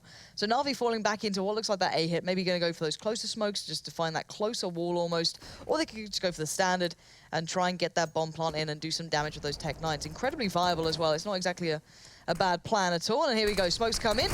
Alu wants to take the fight and he wins it. Flamey goes down, and that's not the beginning you'd be wanting if you're a NaVi fan. And already Guardian snuck through somehow. How did he get that far? I don't understand, but it doesn't really make much of a difference. Is it really a bomb plant here would be incredibly impressive, but it's just not going to happen. NaVi aren't having any luck in middle. Basically, the same thing's happening to them as what they were doing to FaZe. They were getting early picks. Alu's menacing in mid like Guardian was, and that means that NaVi, they're not getting territory, and from there they're not able to make any executes. Maybe they need to be a little bit more thorough with their flashes and the way that they're clearing out so they're not getting picked. But I still think doing the default through mid and then being able to pinch onto A, pinch onto B, get that territory and force the CTs to be uncomfortable and take back map control elsewhere is the way to go. But now they're on it's not a full buy in my terms. Guardian doesn't have head armor, doesn't have any nades. Edward only has a smoke. Simple only has 2 flashes after he's thrown one. Look at this aggression as well. Seized, I think, might have an idea. What has gone on here? So Seized is in the smoke behind them. He's hearing all of this. He knows exactly what's happening around him. There's been mid-aggression, okay. How do NaVi now respond quickly? Maybe they take a quick hit towards a site. Maybe make a quick play. Sees now takes that opportunity by the handlebars and just drags it forward. Finds AZ, and now here comes the B hit. They want to make this fast and dirty, and Edward's done just that. Jumps in, takes down Jacob. That's a site completely sparse of FaZe players. Alu quickly tries to get there, but it's all a little bit late now, as NaVi has the plant. And you've got to say, Seas may only have 1 kill, but that position paid off, and then some. Spots out 1 as well in CT. And that's actually where the last 2 players are locked in, and Caesar's hunting them down. It wouldn't have been such a huge issue if Caesar's going to fall right now. You want to keep those guns up, NaVi. Just hold on to them. You don't need to chase too hard. FaZe are going to be able to buy next round, most likely anyway, so just chill out, dudes. But Eddie's going to get caught, and he had looked like a little mouse wheel issue there too. Maybe they should hit up a better mouse supplier. But no, like that. Them going for that mid aggression, it was good. The fact that Seized was able to hide in that smoke, it wouldn't have mattered if they hadn't made that pick on B, right? They would have gone for mid control, gone, okay, well, there's nothing mid. Even if Seized had lurked in the smoke, he might have been able to get in the back and killed someone, but they wouldn't have automatically had a bomb site. To retake B, it's quite difficult, especially when you're only playing 1 person there and you don't make any kills on the site. Seized in that position was just a cherry on top. Icing on the cake there for him. And now everyone back on a buy. So no one completely suffering just yet. NaVi have a little bit to play with still. Not exactly perfect on the utility, but enough to make something out of this. Now Guardian going for the quick pick, seeing if anyone's going aggressive in mid again. Not going to be the case. Alu's holding the angle for the push up towards short in case that came through. Kyo's going to molly out underpass. C's going to take a quick chance to try and land something towards it. And actually Kyo gets dinked and needs to back off from this one. But good damage exchange between each of the teams. And NaVi do have some sort of mid-control building. Yeah, so they've got the mid-control now. The problem is they've been harassed by players in connector. Kyo plays that spot on the side in connector that Taz is so menacing at, and he was able to get 2 kills, which was instrumental in one of the rounds we saw earlier. So they're going to be very scared to check those corners. And C's is normally the point man in connector. He's on 10 HP, so he's going to want to stay away from there. But it looks like the bomb is positioned over towards B, so a B split's coming in as Edward has that vent room control. So he's going to see AZ doing these flashes. He can 100% see that. Seized, truly aware as well. Now, you've got Jacob here early and AZ both towards B.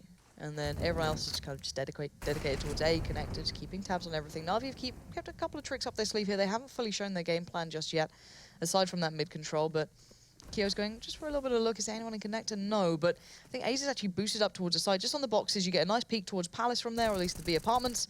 And let's see how this one works out. NaVi need to make that hit, and pretty soon they're down to 35 seconds here. Edwards again provided a great chance, a great entry, but Jacob is being an absolute rock. What a turret! Coming in, 3 kills back-to-back, looking for his 4th. Simple doesn't know where he is, left, right, or center, but it doesn't matter. He quickly takes the frag, but look at this HP, 15 left between them, but still Simple frags. 2 now. Now 1v2, surely impossible. Surely can't happen. Bomb plant, Ali, you've got to finish this one off, and he does. Just gets in there with the Tech 9. Not going to wait around for Simple to get comfortable, and the defuse comes out. 12 to 14 now. Yeah, Jacob obviously being a star, they're grabbing 3 frags back-to-back to hold on that B bomb site. That's what you need from somebody to stand up like that, especially when you get into pressure situations like right now. To be able to do this, like the frag on Guardian, Guardian's obviously, his job right now is, all right, guys, I'm going to watch the checkers, so you guys get in there, make those frags. Once Flamey's gone down, nobody was close enough to trade. Edward stranded at Cat, he gets taken down, and then Guardian looking the wrong way, going to be finished off. Fantastic play by him. It's going to push another force buy situation out of NaVi, which is interesting. They're really going all in on this. This could hurt them. If they lose this round, they're going to have to take an eco, and it's going to be tied up at 14 all. Oh, NaVi, what has happened after such a big CT side? It's all falling to pieces, and Rain looking like he wanted to be the one to really hammer it home. Not going to be the case this time. Does find one, but can't take it further. Now, Kyo knows what's up. He's been having a big game himself. Not exactly the flashy kills, but certainly the kind of meat of the sandwich at this point. And now goes up for more on towards the stairs. Spots out. Guardian gets a tag, but can't get the frag. And Simple going to be standing tall. And the 2 superstars for NaVi starting to shine. But there's still Jacob, there's still Alu. And they haven't let this one slip yet. The bomb is down on the side. It's not planted yet. So going to be incredibly hard for NaVi to find a way into. And they're desperate for a pick here. And Guardian's finding time for Simple. Simple's on the flank, and there you go. A pixel is enough for Guardian, and it's all on Jacob. Bomb's still down, he knows this. But he's got to start wondering, where is Simple? What's going on here? I need to find a fight on one of these guys. And he's slowly creeping forward. He's going to take that risk, take that gamble. And it's actually paid off pretty well here. He's found Guardian all alone. He's worked out the plan. He surely knows where Simple's coming from now. He's going to work it out now. Molly goes down, but keeping it close here, sprays in, and Jake with a beautiful play to be able to dominate those 2 remaining players. That's back-to-back 2 huge rounds by Jake, and basically that clutch, massive in the context of this match right now. NaVi have already used their pause. They might actually have to take attack eco. Just calm down, everybody settle. Let's sit, let's talk this through, let's wait it out, reset mentally before we get stuck into anything. That's what they're doing, thank God, because it's not that they're tilted from losing that, but this has come back from a 12-3 half. They're not going to be happy that they let it get this close, because now they have to play with all that pressure on their back. Those buys have come back to haunt them a little bit. AZ just tanked Guardian doing. Nice. I like it. Style points. What's the whole style points thing about it? I hear people say, is that like a COD thing? I don't know. Not from my era. Not from PC COD. You PC COD people are kind of okay. The ones on console, you guys got to sort your life out. Well, that's Alex out of all of us. He's, you know. Is he a consoler? Well, he's the one who casted it all. Oh. Yeah. So he's maybe one to go to for that information. I'm not quite down with the kids. Yeah, what are they on now? The PS72 or something? Xbox 420, I think. Nice. Yeah, that's what I think it is. But I'm not too sure. But what I am sure of is that Jacob might be for a little bit of a surprise here. Guardian just went on the other side, and actually does a really big bit of damage there. But AZ going to finish off what he started. And I think NaVi have maybe come to terms with what they were discussing earlier on during that kind of pistol timeout, just taking their time through this, just talking through their options. Okay, let's calm down. What's been going wrong? How can we find our way back into this? They've been having opportunities, but individually, FaZe has been locking them out at the very end. Yeah, there's nothing more frustrating, right? If you're the in-game leader or the person in charge, or it's said from the coach or whoever, hey guys, let's take a tactical eco where we just want to chill. And people are going off, they're communicating what information they're finding out as like the coach and the in-game leader, or like the two, or the heads of the team are trying to talk through the situation. People are communicating, people are dying, you know they don't have your full attention. That's very frustrating. And back when, tactical, we didn't have timeouts, and tactical ecos were the go-to. If a team knew that you liked to take it, they would play aggressively at you, right? Because they know that there's a high likelihood you're sitting there looking at your your AFK, talking through, and they'd punish you and rush you through the situation. Obviously, we don't have to worry so much about it anymore, but the mind games are real, as NaVi have to come over their own mind game right now if they want to take this game 14-all. They need to get the match point to force this into overtime. It's not looking good for them. Now, let's remind ourselves, all of these games are incredibly important as well for qualification towards those finals. A lot of other teams are looking at this with bated breath going, all right, if this team wins this game, how do we see and what's going to happen here? A lot of movement can come through because of these games. So we will summarize this at the end of the day. We'll try and see what sort of position everyone gets in. But again, it's all down to that final day, which is tomorrow. But for now, as said, 14-14. We need something big from NaVi here. It has not been working out on this side for them. This has been an absolute travesty in comparison to that beautiful CT side they brought here. But FaZe have replicated it and then some. Halo even fancying his odds towards underpass. Doesn't spot anything. Look at the freedom he has just to have the balls, to get out of mid like that. Be picking underpass, has no worries for mid. He's got a friend watching it, but it's hard to hit a lot of shots there from AZ's position. I know he's a superstar, but Ali's bullet's going to whiff past the head of Guardian there and going to be flashed off. Nice kill from Edward onto AZ. This is really going to open up the round. 4v5 now. Don't give away another kill. NaVi need to play as a unit right now and trade out onto a bomb site. They have this advantage. They need to milk it for everything it's worth. Now, the bomb was still in spawn, so Guardian's going to go back for that, and he normally splits towards A off the back of this. He'll kind of support them through mid early, fall back towards ramp or palace, and try and play out towards A. We've got Keo and Rain, 2 rocks for FaZe so far. They're going to commit in towards palace. This could be quite unnerving here for NaVi going for the hit. Keo's going to back away from that, sit on the site. Going to be the man who's just going to have to sit there and deal with what he can. 3 players now coming his way. The 2 from ramp are isolated. That flash did well. That's held them up, actually. FaZe now have support coming in. Rain's going to be there as well. We've got a player in CT, that's Alu. Keo's going to pick his fight. He chooses ramp, he finds Flamey. Now Alu gets a lineup. There were so many, there's 3 players, and he could find none of them. And now NaVi have it all in their hands. 9 seconds left, and Jacob, what can you do? Bomb is going to be planted, 1v3. And don't tell me he can come up with something again like this. He spots out simple, he knows where he is. Surely not. Player on ramp, Edward comes out. It's going to be seized to close down. Now NaVi get themselves on towards 15. Alu's brain must have just overloaded right then. He saw 3 people on his screen. He didn't know which one to shoot. I don't know if he was waiting for the stars to align or something, can get a triple kill, go in the history books or something like that. But oh boy, that's unfortunate for him. He's going to be kicking himself. But good round by NaVi. All right, 14-15. This is the second round NaVi have been able to pick up on their T-side, reminding ourselves this is not a common factor. So that is a big change of events for them. But if we stick true to trend, this should be 15-15. This should be going into OT. This is NaVi going back to those fundamentals I was talking about. They're slowing down the pace. They were waiting out the utility. They played a 4v5 situation very well. They went as a unit. It was nobody off doing their own thing. They've tightened it up, and that's good. The fact that they can dial back to this, I don't like the fact that they let it get to 15-14 or 14-all, but the fact that they're able to dial back, keep level heads, because we know in the past this kind of unit can get pretty fiery, but Guardian's about to find a fight right there and gets a huge kill. Ow. What an interesting way to pick middle. I'm going to keep, Jiggle jumping out into mid, and C's going to find Jacob. We're now on a 3-on-5 situation. Things are falling apart fast for FaZe. And what a disastrous way to lose. If they let this round slip, this is going to be a very, very gutting game for them. And bearing in mind, they still have another map to go into off the back of this. This is a very frustrating one for them. But let's see if they can pull it back in. You've still got the likes of Rain. You've still got Q. You've still got AZ up. These are no slouches in these situations. And Q's going to show that with a sick double spray. Finds C's, finds Edward. And now NaVi's backs are against the wall. This could be OT on the horizon. But they're going to take the chance here. Maybe a quick B hit could actually work out quite well. No one's actually playing it here. FaZe have been kind of baited in. Hook, line, and sinker to this A play coming through. And now, if Guardian feels this, if he gets that sense that there's no one here, no one's challenged me yet, he can get an advanced spot, lock off somewhere completely, commit one way or the other, whether it be kitchen or short, he can define one of these 2 angles. Simple is doing the same. Now, Simple's going to be getting the bomb down. Now, Guardian, which position are you going to commit to? All right, kitchen is where he's going to opt for. He's got a nice angle on this. Tough to hold, but it's a good spot. And actually, all 3 players are coming this way. It's Guardian showtime. Here we go. Guardian finds AZ, backs away. Simple picks up the mantle, does the damage. And you've got the 2 heavy hitters now for NaVi left standing against Rain, the clutch master himself. But would you expect Simple to go walkabouts again? Probably not, but Simple might have just been outdone here. He spots out Guardian. Now he knows where he is. Rain, you beast!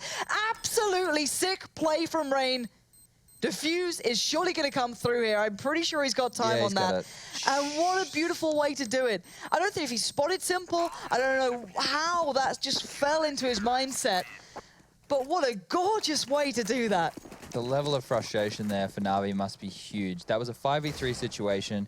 FaZe were able to turn it around, put it a 2v3 in FaZe's favor, and then they turned it back on its head. A 2v1 situation. Rain sneaks through the window. Simple must have just looked away at the wrong time, and he's able to clutch that 1v2 situation. That's huge. I was about to get on a rant about if the chemistry of Guardian and Simple, it could be one of the best duos in these kind of situations we could see. The fact that these guys are so talented, but Rain punishes them and picks up the round, forces this game to overtime. Oh, that sort of play from Rain does terrible things for me. I'm not gonna lie, that was just sick to watch. The thing is, right now, NaVi's kind of shown their hand. They've had to revert to the old style NaVi, quite slow, quite methodical, working as a team. And now, if you're FaZe, you're going to cotton onto that. And the counters might come into play. They might hold back on their utility for a little bit.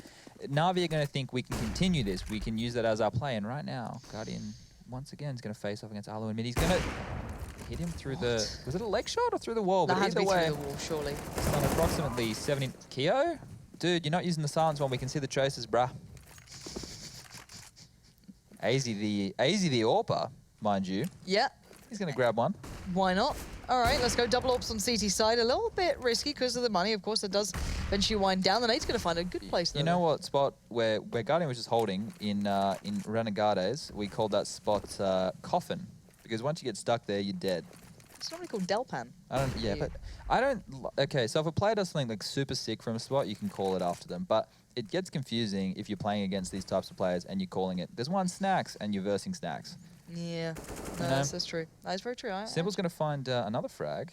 And Rain waiting in the Goblin box is not going to work out very well for him. There you go. That should cotton on. It's a good name. If it's a spot where a guy just swindles around and hides. It's being a bit sweaty. I don't really look at... for some reason, when I think of a Goblin, I think of like a little guy just hiding around. He's under a bridge. He's chilling out. Wouldn't that be a troll? Or is that a troll? That's a troll. Troll boxes. I like single syllable calls as well. I think they're more impactful. There we go. All right, nice shout out by NaVi there. Going to pick up the first round in OT at the moment, and FaZe just looked a little bit kind of questionable in mid there. I think Keo's kind of a little bit of a slip up. Probably not ideal, and the double AWPs actually cost them a fair bit now. Probably not worth it to spam through the smoke like that, especially when you know they're going a bit slower. Fire will be returned, and you don't know where they are. Once you shoot, they know exactly where you are. They're going to pump bullets back into your mid control coming right out from FaZe. Yeah, this is going to be good. They're going to go head to head. It looks like a fast mid take from NaVi. Jacob's going to be looking under the smoke. Going to go down to Edward there. Rain's going to grab one. A second. FaZe will trade it back up, and we're in a 3-on-3 situation. I hope things calm down right now, and they can take a breath. We can take a breath, and they regroup, ready to hit a site. Well, do it, Simple. You know you want to, dude. No, this is not NA. We don't just come running through smokes. This is not going to happen. Yeah. Guardian. Counterintuitive players are actually intuitive. We had a phrase of play like an idiot, win like an idiot, and it works sometimes. It isn't that a wasn't bad the exact play. Phrase. It's not a bad play if it works. No, exactly. That's the sad fact of it all. It does work sometimes, and right now it doesn't. Simple will get punished just dropping down from Dark, and that's in a really tough spot for Guardian to get this one back from. He's actually going to go for it anyway. Does catch a player in towards Dark. That's Keo. But Alu's going to be babysitting here, and they know where he is. Doing, where is C's? C's, can you bail him out here, buddy? This is the guy on matchmaking who goes, guys, B's clear. Why aren't you coming B? Because the bomb's funny enough down at A, and you're not helping. Seized? What are you doing? That wouldn't have been such a bad thing if the bomb wasn't lost. Guardian overcommitted into that position because he needed to take advantage of the hole that had been opened. They found out where one player was because he killed Simple. He had pushed in to take advantage of that knowledge. However, because C's was so far away and the bomb was down, the rotation was obviously coming towards it. You know, they wanted to lock it down. They had the number advantage.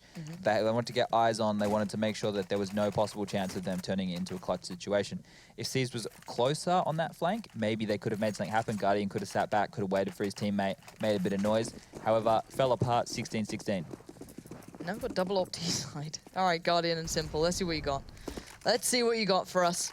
Guardian this time going to face off again against Alu. He's predicting this angle because, well, it's not the first time we've seen them do this, but actually the smoke to help him cross might be a bit more of a hindrance. He's going for I was going to call it a play that I probably shouldn't have, but the sizable play there from Guardian. Alu's going to find it very, very easily. And, well, C's is going to at least trade it out evenly. So now we're back into a 4v4. There's still an AWP in the hands of Alu and one in Simple's hands here. Now, I think Rain's got a relatively decent idea of maybe what's coming his way. Just be holding the angle anyway. Lovely X-ray work there, Rush. I like the rave effect. Thank you. And, well, the flashing lights. Once again, spamming through. His dot would have shown up on the radar, right? So that he spammed off the back of that. But the advantage went to Flamey because he was watching the correct line. There you go. Lines are actually pretty important in this one, especially for those sort of angles. But 3v3. Bomb now making his way round towards A. You've got Keo trying to just isolate this one player towards Connector. He's done perfectly at that. Takes a bit of damage, but that's cut off the approach. And Keo... What's going on? What? Yeah, Is your mouse okay, mate? All right, Alu's going to lock down ramp, and Keo's mouse recovers well. Stops spinning round 360ing, and he will find Simple in the end. So, NaVi picking up 1 on their T side there. Not bad enough, but you know, not bad at all. But I don't know if NaVi's going to remember how good they were on the CT side after what's just happened. They've had a long run since they were in control here, and FaZe have got that confidence, if you want to put it that way. Yeah, and they may have been humbled a little bit, so we might not see those flashy plays, which did help them win rounds with that, like, not over-aggression, but they were being more aggressive in the way they were playing their CT side NaVi. So they'll probably dial it back, which could hurt them. They had a good rhythm going. They were making good reads. They were, you know, the way that they were playing the map was dynamic. They were doing different setups. Now they start again. FaZe know what their go-to setups are. FaZe also showed that the aggression was the one thing which we really saw work for them. That fast A split where they came up through connector, had a couple of good smoking off jungle, that kind of jazz. They can replicate a fake of that. They can turn it into a B split. There's a lot more for FaZe to do, I feel, than there is for NaVi to do on their T side. So it's going to be a big guess from NaVi on how they want to play the start of this. And I would probably not opt for that double AWP straight away. If it was up to me, I'd probably do more of a gamble, like a gambit, maybe like a mid take, maybe play a heavy A setup where you don't worry about mid so much and you get the AWP up on ticket booth, AWPing towards connector and cat. Do something a little bit different. And the reason I say that is because you have to guess right now what FaZe are going to throw at you. You don't know. We didn't see anything creative from them. Whereas NaVi, they probably should have won that last round. They went back to their style. We know what their go-to is now for the rest of this game if we go into more overtimes. FaZe, we got no idea. No, FaZe, it's up to you. Can you throw us a nice curveball here? Give us something to look at. You've got the round to play with, so you've got an additional to work off the back here, and we do have the double AWP instantly for NaVi as well. So Simple going to go to that. No utility purchase, really, apart from the kit and the full head armor. There we go. Does actually eventually go for the utility, but Guardian going to try and stick on the nice basic version so he can keep having the AWP throughout this. But 3 plays through mid, and this is the flash that comes up. Normally, there's the nades, and here we go. The double nade towards window destroys Guardian, and it's down to Edward, but he can't suffer through this one. Only finds one, but sets up Simple well to come in from short. Chill out, Simple, dude. Take a breath. He doesn't need to overcommit on that one. He can depend on the other teammates to really step up to the plate, and they do. As said, he didn't need to go too far. That could have given a little bit of a chance for FaZe there. I think he actually made that kill because Flamey got 2 towards one. I think it was 1 towards connector and 1 towards A ramp. I think I could be wrong there. I wouldn't be surprised. Yeah, I can't join in game for some reason. I can't open console. Thanks, Gabe. But just a small thing for people who might not have noticed it, they actually dropped the AWP for Simple. The reason for that is to buy the AWPs in overtime, it's very expensive, especially on the CT side. You're not getting plants, you're not getting your money replenished in that way. So by dropping the AWP for your teammates, you're helping them keep their money up. They can, you know, if they die or you lose the AWP, whatever, he's going to still have money himself to buy it later down the track.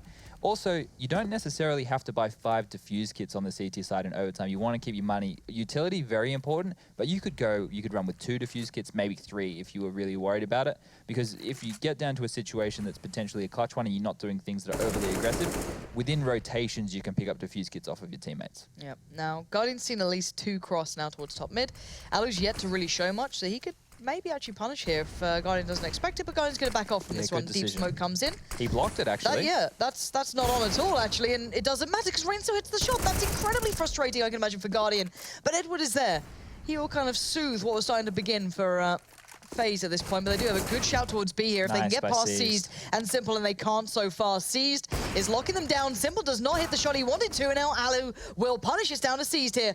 He's got 3 players encroaching towards him, and he can't handle it. Alu just providing kill after kill. Edward showing him how it's done. All right, Edward. Let's see what you got on the AWP. This is not something you see very often. And now what can you do here? Would you dare? Would you dare go for it? Okay, Edward.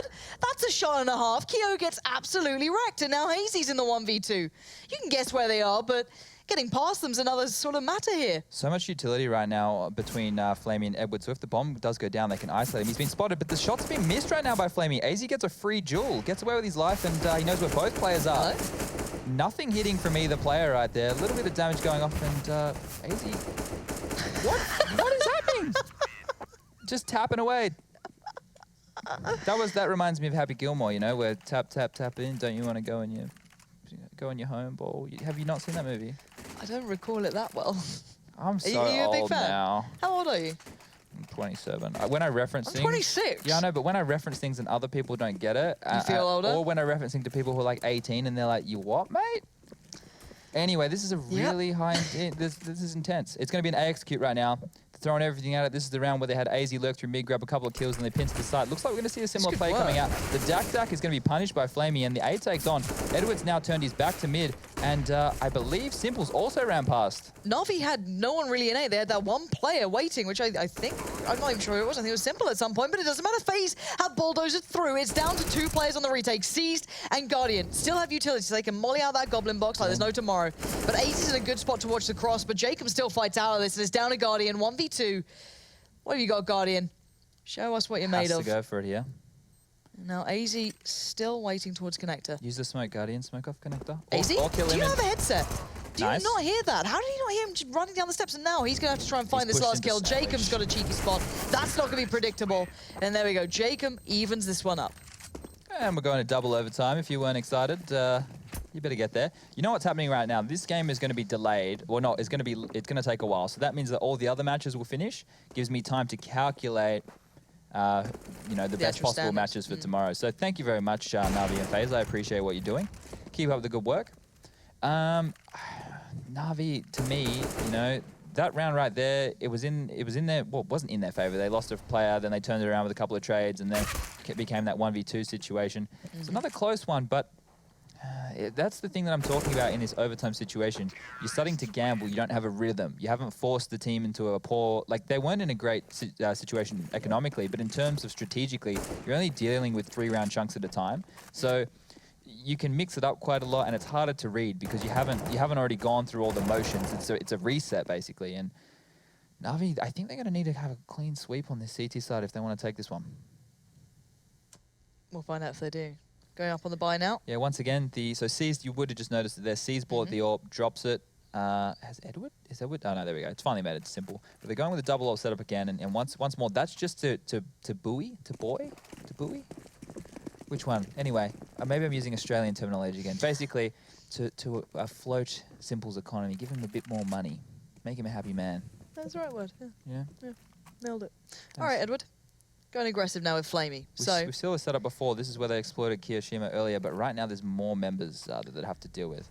That might not be a bad thing. I don't know if they're going to read into it, if they can still throw back their memory to what happened before, but Flamey's come up with the goods. That's a brilliant start for them. AZ goes down early. Now, an early man advantage on a round like this is not what FaZe would have wanted. They're playing quite passive throughout this entire map, but they're slowly encroaching towards B now, maybe going to try and make a play off the back of the information they've... what are you doing, Flamey?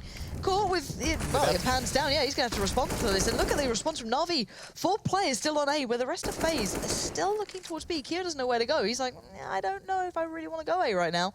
And maybe just seeing if they can find an opportunity, even up the score, do something to kind of sell this one. As Jacob's gone down, surely this has to be that B hit, but there's still C's. There's still Simple. Simple's well out of position here. I don't like this.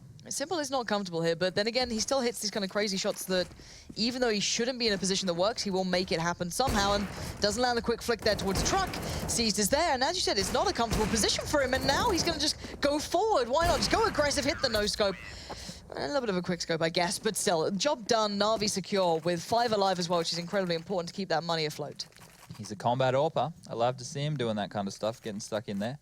It's always fun, you know, when they run in with the hand cannon and they're pulling off no scopes and they're able to flick around. It's good to see. People with young eyes, they're able to hit shots like that. Just feeling extra old now, aren't you? Yeah. Somebody got my Happy Gilmore reference. There you go. Well, there you go. Who was it? Andreas. There you go. Shout out to you, Andreas. From Twitter. Good job, buddy. That's good. Make Sponge feel better about himself. He needs a little boost every now and then. Just to note, if people were confused why Flamey was kind of, you know, stepping out towards A-ramp and not expecting anybody to be there, if a team's doing a standard default, you pick out, you kill the guy holding the A-ramp position, you don't really expect somebody else that close. I think it was Jacob was able to find a footing there and take advantage of them being complacent and not expecting things. Bad A-ramp smoke is going to be exploited right now by Kyo. He's going to throw in a nade. It's not going to do any damage, but still a 5v5 situation. Making the CTs relatively uncomfortable by exploiting this smoke. And once more, they're getting caught with their pants down from this A-ramp situation, and they will get punished this time. Yeah, they really are. But to be fair, NaVi have completely absconded away from holding anything towards mid. They've left window open, ladder room open, Guardian's now playing from A. They had the 3 players there. As we noted, Rain already found Edward, just kind of flashed up, got a little bit caught out, spotted him anyway. But now down to a minute. FaZe don't know that much about where NaVi are, but NaVi's starting to unravel what's going on here. Flamey's playing by the Goblin boxes, Guardian's watching CT, and Seized might just be making a huge difference here. He's been heard, he's been heard every single step of the way. Rain's going to make easy work of that, but will they still find these two players on the A side? There could be something to be found here. Guardian can be pushed away and he can't help his teammate very easily. That Molotov will come into force better position. The Goblin box is going to come into play here as Flamey steps out, grabs one, spams down another. AZ will get away with his life, but unfortunately only 12 HP. 2 AWPs now on the retake. We saw how this didn't work before, but that's Simple will find one. It's going to make it tougher for them. At least that's the bomb down now. So, bomb's been recovered. Listen to the thunder. Oh my god, the tag almost came through there, and sadly the thunder will be halted. Jacob came up the rear. Put him to bed. Well, we call flanking something else in Australia. Right. I don't know if I should. No. If you're already questioning it. Yeah, we'll leave it. I think Sadicus approves of this, though, apparently. I've been a good boy. You have been. Compared to your normal, like, off... I guess like off the mainstream casts, you've been very well behaved. I'm colourful for the fans. That's what we like to hear. All right, we might have to fall back into that as soon as it goes to another round of OT. It might all fall apart and we'll both become the complete mess that we actually are as humans. But for now, we have 3 scoped weapons up for NaVi. So we've got the auto sniper with Edward, 2 AWPs, one with Guardian, one with Simple, and I guess you got to go all in on these. And they've already got the first towards AZ. I wanted to see people buy AUGs in overtime. Neo went through a phase of doing it. Yeah. A couple of other players did go for it for a little while. Get involved. So you see how this smoke has a tiny gap, and I've seen it happen a couple of times. Occasionally there's been a gap, or there's been like it's been a missed throw. If you're like a CT or even a T, you can throw a smoke. It'll be perceived as a missed throw, and you're actually exploiting the gap in it, right? Yep. Yam always used to like do it on Cache. We'd throw like a bad mid smoke on Cache, and he'd push up and pick into warehouse. It's quite good. I'm talking over some really important trades here. We're in a 3-on-4 situation right now. FaZe are collapsing right now on the A-bomb site. Look at Seized right now and Alu. They are in such a weird position now. Alu's going, guys, why is Seized in our spawn? But he still hits the shot quickly. So that threat is now removed. We're back down to the situation we were in just last round. Simple with the AWP, Guardian with the AWP, and Rain is clinging to that wall for dear life. Shots now coming, ringing in towards Simple. He's got to back away from this one, but there's not much cover to be found here, and he's got full utility, but that molly will do enough. The nade actually got him in the end, but Guardian now in the 1v2 has to go big here. And what the hell was that? Almost hitting the shot through. They're going to try and isolate them, keep them locked in towards the side, at least from one side. Jesus. Molly goes in. He's fighting tooth and nail for this. Did he still hit hitting nothing? No. Actually, he might have hit Alu there. I'm pretty sure he's hit him through the box at least once to get him down to this HP, but nothing more to be found. And there we go. FaZe now with the advantage, 20-19. That's not a nightmare, but NaVi, they're not doing good. They're not doing good at all, to be completely honest with you. They needed the 3 rounds, I think. FaZe are looking in a commanding position right now. Just some other things while we're waiting for this other half of overtime to commence. Just some other stuff to keep in mind. When you're playing the CT side in overtime, when you get to the second round, so let's say you win or lose the first round, doesn't really matter, the second round or the first round, you don't need to buy, it's not essential to buy that head armor, because you're versing AKs again. If you get bankrupt, or if you had a close first round or whatever, you lost that first round and you're buying head armor on both, you're going to really be hindering yourself, lose a couple of utilities going into the last round of overtime. If you win that first round convincingly, you hold on to a lot of guns, sure, then you can maybe invest into that head armor because you know you have enough for everything for that last one. Just something for people to keep in mind while they're playing. You want to try and make sure that you can keep as many utilities in your hands as possible. It's very important. This could be a long old game here, Chad. How many overtimes would you like to watch this evening? I'm up for anything. I don't really mind. I slept pretty well. Jeez, I woke up at like... you want to be throwing out there. Look, when you talk about OT, I'm up for anything. All right? Very specific here, Chad. Get your mind out of the gutter. My mate Steve from Australia. What's Steve saying? I retweeted what we call flanking in Australia, so if you want to check it out, Big Steve. Follow me on Twitter. Yeah. @Sponge. Oh, wow. Yeah, guys, go follow him, not me. You know, I'm almost at 50k. Don't worry about it. You can. What are you up to right now? 42k? Nice. Don't follow Lauren. She keeps calling me Sponge. I called you Chad for like the last 10 times. I called you Sponge once today, and I'm getting grief for this. All right, looks like we're seeing don't try and put it back in now. You can't just throw it. No. Default coming out once more from NaVi. Guardian going into mid by himself, going for the picks, and a couple of members behind him ready to back him up and make the trades. AZ playing in the smoke like a bit of a goblin. We call them moths. They gravitate towards those smokes. Any smokes get thrown, they're heading towards it. He will find 2. Almost a third onto Eddie there, and we're now on a 3-on-3 situation.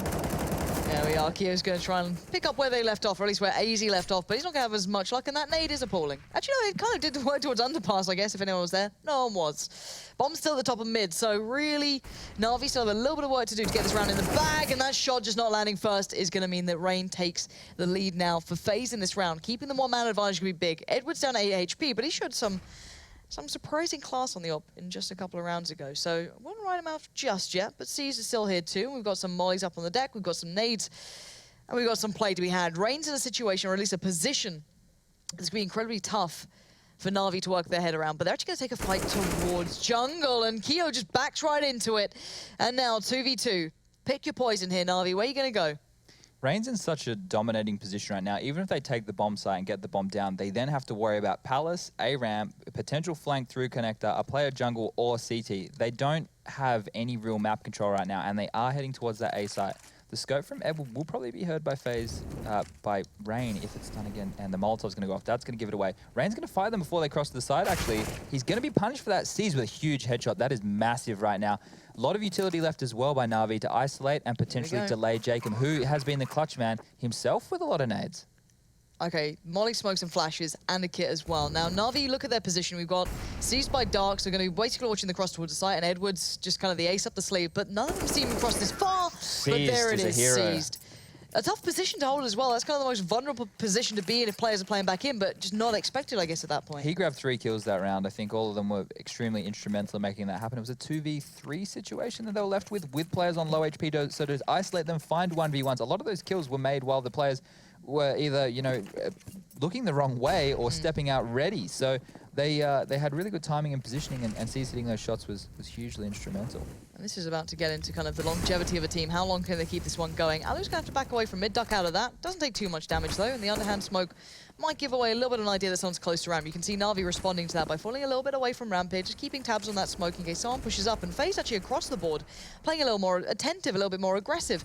Jacob's going to push up towards B-Apps. That's great for him. Instant information if they come through, and a nice contact piece if he needs it. Be able to call out to AZ, Alu, Kio can all rotate off the back of it. Rain's doing the same towards Palace, and I like this small adjustment at this point. However, look at NaVi. What are they up to now? It looks like, again, a bit of a mid-pinch coming through, and Flamey could be in trouble if Rain gets there in the right time. But timing is going to be everything across the board now. 1 minute remains, and Rain's going to hit those steps. He knows that Flamey's backing away. He's going to try and catch him in the heels, and he does exactly that. Flamey goes down. Maybe the plan is up here. No one else spotted towards A. That can give freedom to Kio and Alu, maybe to keep their eyes towards mid a little bit further. Lucky and timing. Alu, unlucky on the timing. They're going to back away towards jungle and find a new angle as NaVi get halted towards connector. They're in trouble here, actually. They've got 3 players trying to make their way through connector. Rain's actually in towards sandwich. No one's actively playing towards jungle either. They're giving them just enough rope to hang themselves with. As now NaVi's going to have to make that side hit fast, and FaZe already responded. The information came passing through by the Seized again. By the gallons, and there you go, seized with the impactful frags at the right times. But can he find so many more?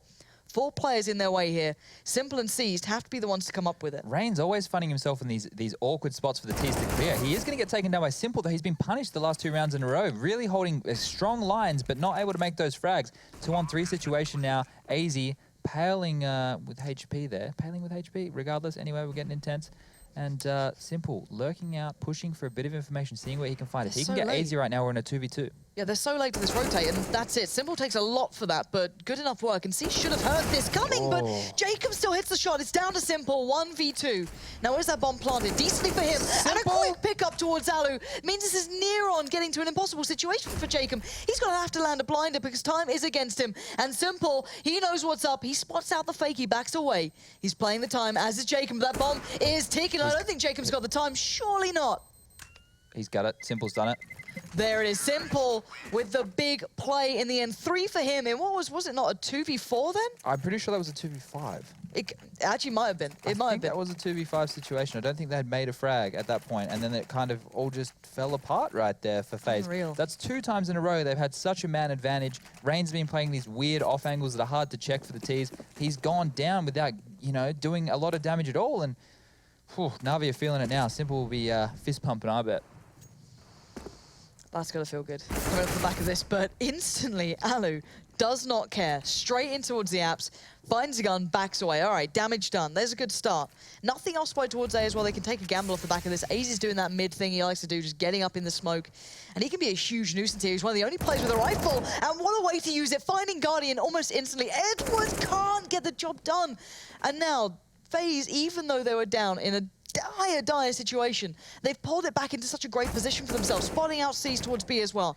This could sell a little bit of a misinformation almost. It hasn't worked for them so far being up in these rounds, so yeah, you're right. I'm holding my breath. Let's see if they can grab two more kills. If they can make it a 1 on 5, then yeah, maybe. Is that what you start maybe that one. All right, Edward, what are you going to give us here? Range just run across with a 5-7. And of course he hits it. Why not? CSGO pistols these days are just a glorious thing. That timing. And yeah, Simple's going to be kind of frustrated at that one, I can imagine. But now C's left in a 1v4. This is not going to happen. There it is. FaZe bringing it back through. And my word, what a round to win in. This game's going all the way, buddy. This could be a long night, isn't it?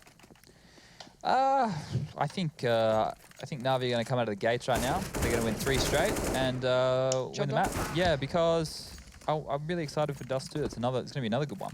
I think both these teams are strong on these 2 maps. You know, we're not playing on a map that either squad feels uncomfortable on, and it means everything to both these guys. It actually, if I've been looking at the standings correctly, it means more to NaVi. They don't want to go past that 10 loss threshold because right now, if Dig win their 2 games versus Envy, they can go 16 and 10. Envy right now are playing against Heroic. They've taken that first map, so they're currently sitting at I think it's either 13 or 14. I'm not 100% right now. But if Envy lose the map, it's not the worst thing in the world. They can still potentially get a 16 and 10 finish as well, and that's possible for a couple more teams, I think. So this means more to NaVi because if they lose this, it's going to put them on the same kind of score line as what we're seeing. You know, where VP will probably end up. So it puts them into almost like tiebreaker-ish positions, possibly. Yeah. Or out of it. It's difficult to speculate, assuming this hasn't been completely updated yet. But considering where FaZe are already at, they're at 15 and 7. So them losing this it's not the end. Winning it is almost guaranteeing because their final match will be against Flipside. And I'd put them to at least win that series or you know, get a 1-1. Yeah. Now, just to quickly remind you guys, if you're just tuning in now, you're like, okay, this looks like a sick game. Let's remind ourselves the first half, NaVi went 13-2 up here. So FaZe have been seemingly playing somewhat against the odds until it seemed like overtime, where they've kind of taken the momentum into their hands.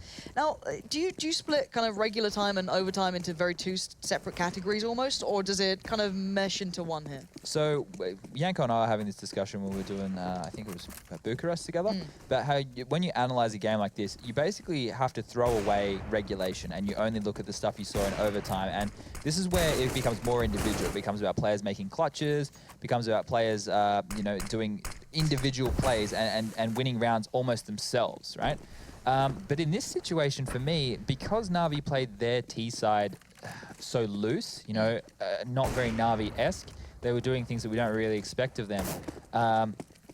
The overtime has actually been them on their T sides reverting back to how they would normally tackle it. And they're probably kicking themselves right now that they had those couple of... I can completely understand and sympathize and look at it from their perspective on why they were doing those force buys early on. They had the economy of FaZe almost in the bin. You know, it was teetering right there on the countertop, ready to get thrown in.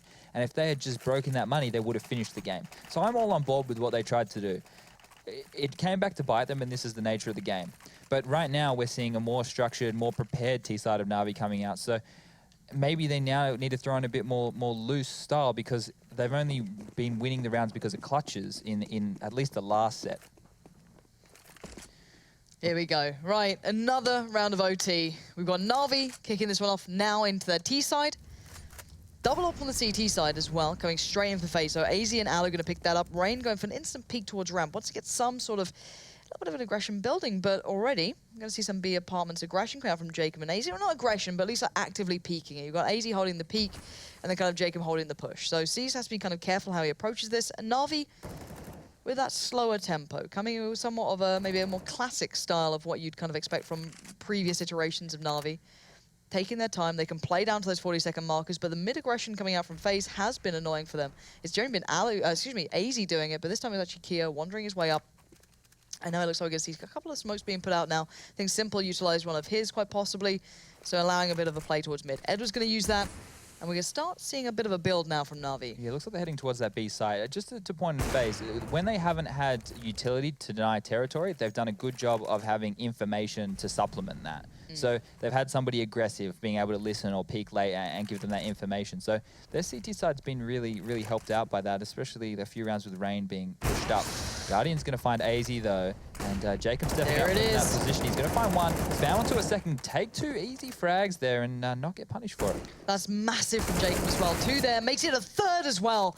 What an absolute bastion of hope for FaZe on this B site, leaving C's now in the 1v4. 20 seconds, bomb loose, surrounded on all fronts, and Jacob, what a sick round from him. Oh, Jacob, you've done it again. That you guys went. This is another one. More references. Yeah, McCain's, you've done it. Is it you've done it again? I think I could be anyway. Some people from Australia are probably watching. It's like 6 AM or something. Yeah, so once again, just another little fun financial fact. NaVi, Guardian specifically, he's just buying the AWP and no utility, so he can keep buying the AWPs. So it's just another point there, so we make sure he can get enough up. That B hit, they obviously don't remember when Jacob slowed them down in regulation. He got that massive 3K. Once again, doing an amazing job, halting the... what are you doing, Flame Dogger? Don't run out on your own. No, not when Rain's in this sort of form. He's not going to look that chance down. A nice old clean pickup, no retaliation. Lovely. Bit of that all day, but C's fancies a bit of himself. Easy. Out in the open, this is where you see that kind of real grind starting to kick in the OT times. Now we're down to 3 for Na'Vi. Guardian, Edward, Simple.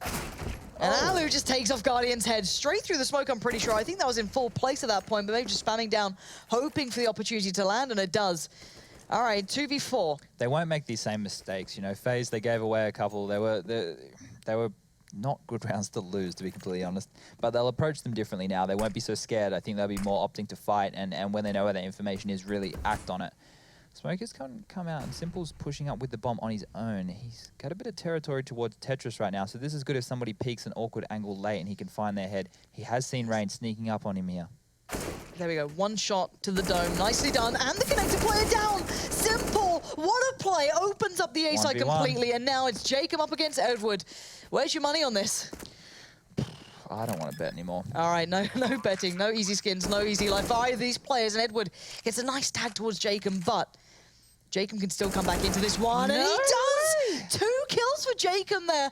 What a beast bit of play. Edward had every opportunity to get that one done, but FaZe going to really slip into the lead here. He's got the defuse kit. That's going to come out. And Jacob again, overtime king right now. He's playing very well. If we can bring up the scoreboard, Mr. Rushley. Thank you, my friend. He is he's doing a lot of work right now. Him and Keo are making, well, actually, because we're in so many overtimes, everybody has big double digits. Yeah. Flamey, very quiet for Na'Vi in that sense. We've seen him performing quite well, but he obviously has either been caught out of position. We saw him just run up a ramp just on his own, untradeable in that situation, maybe trying to open up something for his team, but he's not feeling it right now. If he can get his rock-like form back, we might see Na'Vi picking up some rounds. We'll see soon. They need some pretty darn quickly. 23 to 21. So much OT. Rain. Going to be looking for a little bit of something again, a little bit of play. Towards ramp. AZ doesn't get punished with the AWP this time. He's able to go aggressive and pick up C's there, who has been menacing towards that B site. But Na'Vi, they look like they're going to go 0 and 3 as AZ pushes out and kills Edward sitting coffin. Can't get anything done from that position. And now 3-on-5 situation. I don't see FaZe getting punished from this point. Flamey is close to the ramp. Going to find a kill, get traded quickly by Alu, and now it's a 2-on-4. Simple and Guardian though. You know, the Guardian of Hope. Not so simple. You're getting the puns down. You'll be a play-by-play caster in no time. Most is going to be worried. You know, he likes to play that kind of in-between role. But this is the Taz spot that nobody checks. And again, Keo gets away with it. Last time he got a double from this, just spraying in towards short as well. The bomb's at his feet. Look at him. Can't be happier. Exactly. He's having a whale of a time. Now, Guardian, pick your poison. Left, right, doesn't matter. Guardian with a 6 shot. All right, what can you do here? He's going to be expecting one close. Flash comes. Oh, Guardian! What is that? 2 kills now. Time is against him. 1v2, 25 seconds. He knows where the bomb is. He doesn't know where Jacob is, but he can get a good guess, but it doesn't matter. Alu stops it before it starts, but that sort of play always gets you nervous when it's Guardian doing those things. I'll tell you who's nervous. Na'Vi right now. Need to get 3 in a row. Yeah, no easy task either. Look at this shot. Can we just take a second to appreciate Not this one. Not even this one. It's this that. one. That one. That's huge. Just a casual flick, head through the wall. Why not? Every day of the week. Why didn't you hit those, Chad? I wasn't an AWPer. Doesn't matter. I wasn't a lot of anything, but It certainly wasn't that.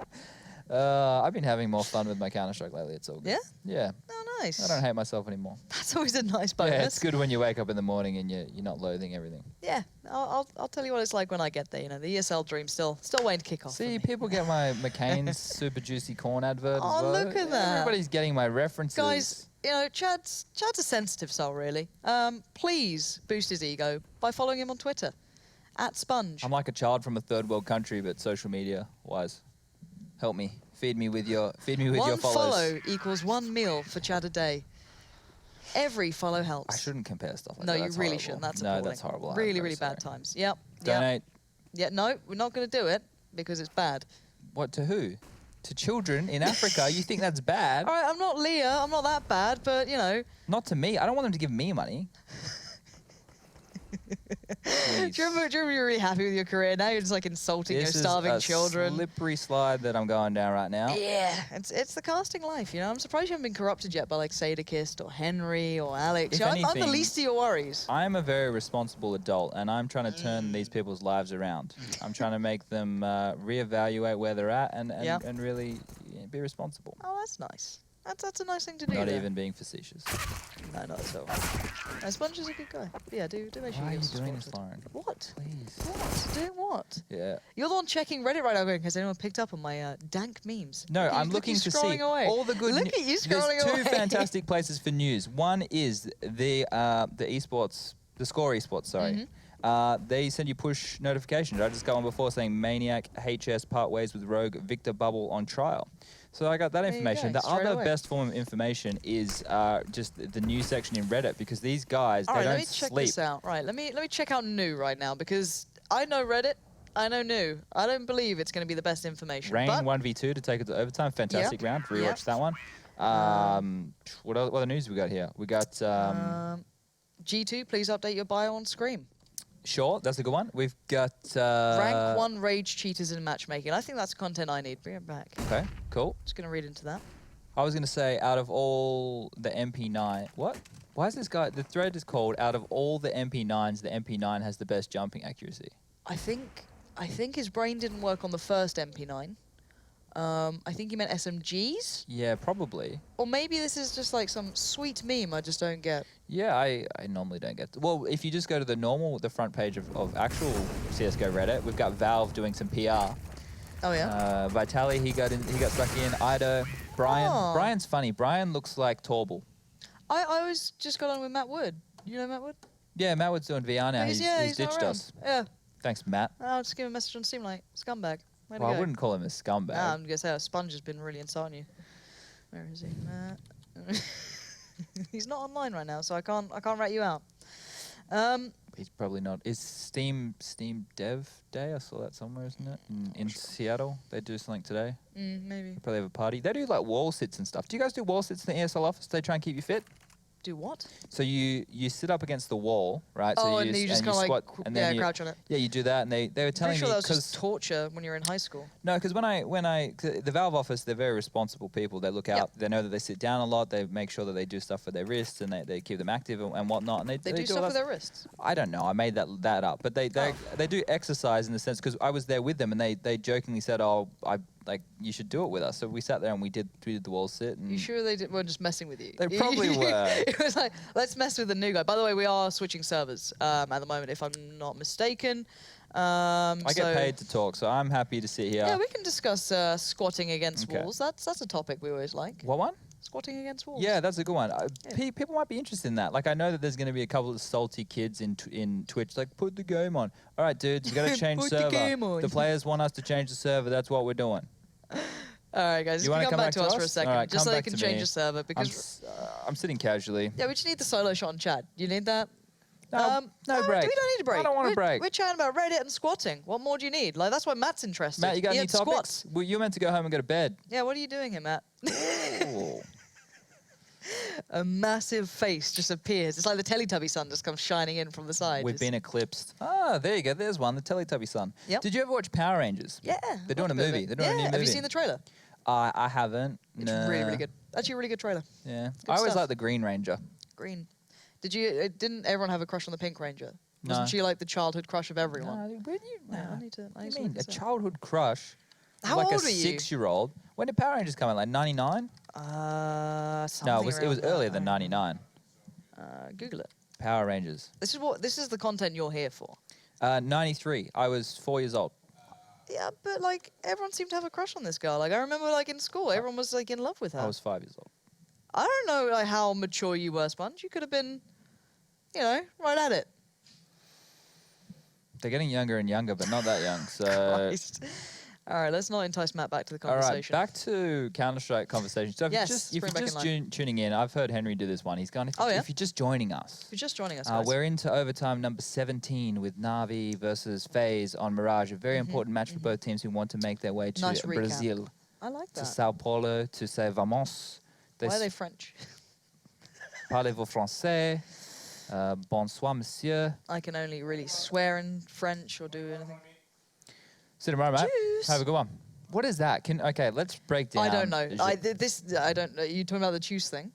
Yeah, because like you hear it and it's like an awkward cheers. It's like, so to say goodbye, I'm sure you do it in the UK as well. It's like, yeah, all right, have a go, mate. And then it's like, oh, cheers, mate. And that's it. Yeah. You don't need goodbye. Cheers is like, it's like that's a nice an response. end. It's a It's clean an end. response. We're good to go. See you later. Yep. But they do it here and I'm like, what are you guys even saying? I don't know. I've just picked it up. I don't even know what it really. I know it's just a goodbye thing, but it just sounds like choose. Shoes. Yeah. Yeah, it's not great. Not great. I but know, yeah, I know where I live now. I can tell the taxi driver. that's good. Probably don't say that one on stream. Hoiningaveg. You're just There's begging people to there's turn up. lots of houses on Hoiningaveg. Yeah. Yeah. There's not gonna be like an Australian flag just No, outside no, one no, on the no, balcony no. or something. I'm very discreet. Yeah, you were so discreet at the early events when you used to turn up with. What was the inflatable kangaroo's name again? Kev. Kev. Yeah, Big Kev the kangaroo. Yeah, we gave him away. how'd So you we gave Kev to the interviewer from ESCA, the American dude. What's his name? Why don't I know his name? Tall guy. Westerman. Yes. So we gave it to him, and then there was when he was going back to his hotel. There was a girl, like a young girl in the lobby who saw it, and she was fascinated by it, so he gave it away to her. Oh. Yeah. That's nice. That's a nice story, isn't it? I have all the blow-up dolls to give away. That's probably most appropriate, so that's good.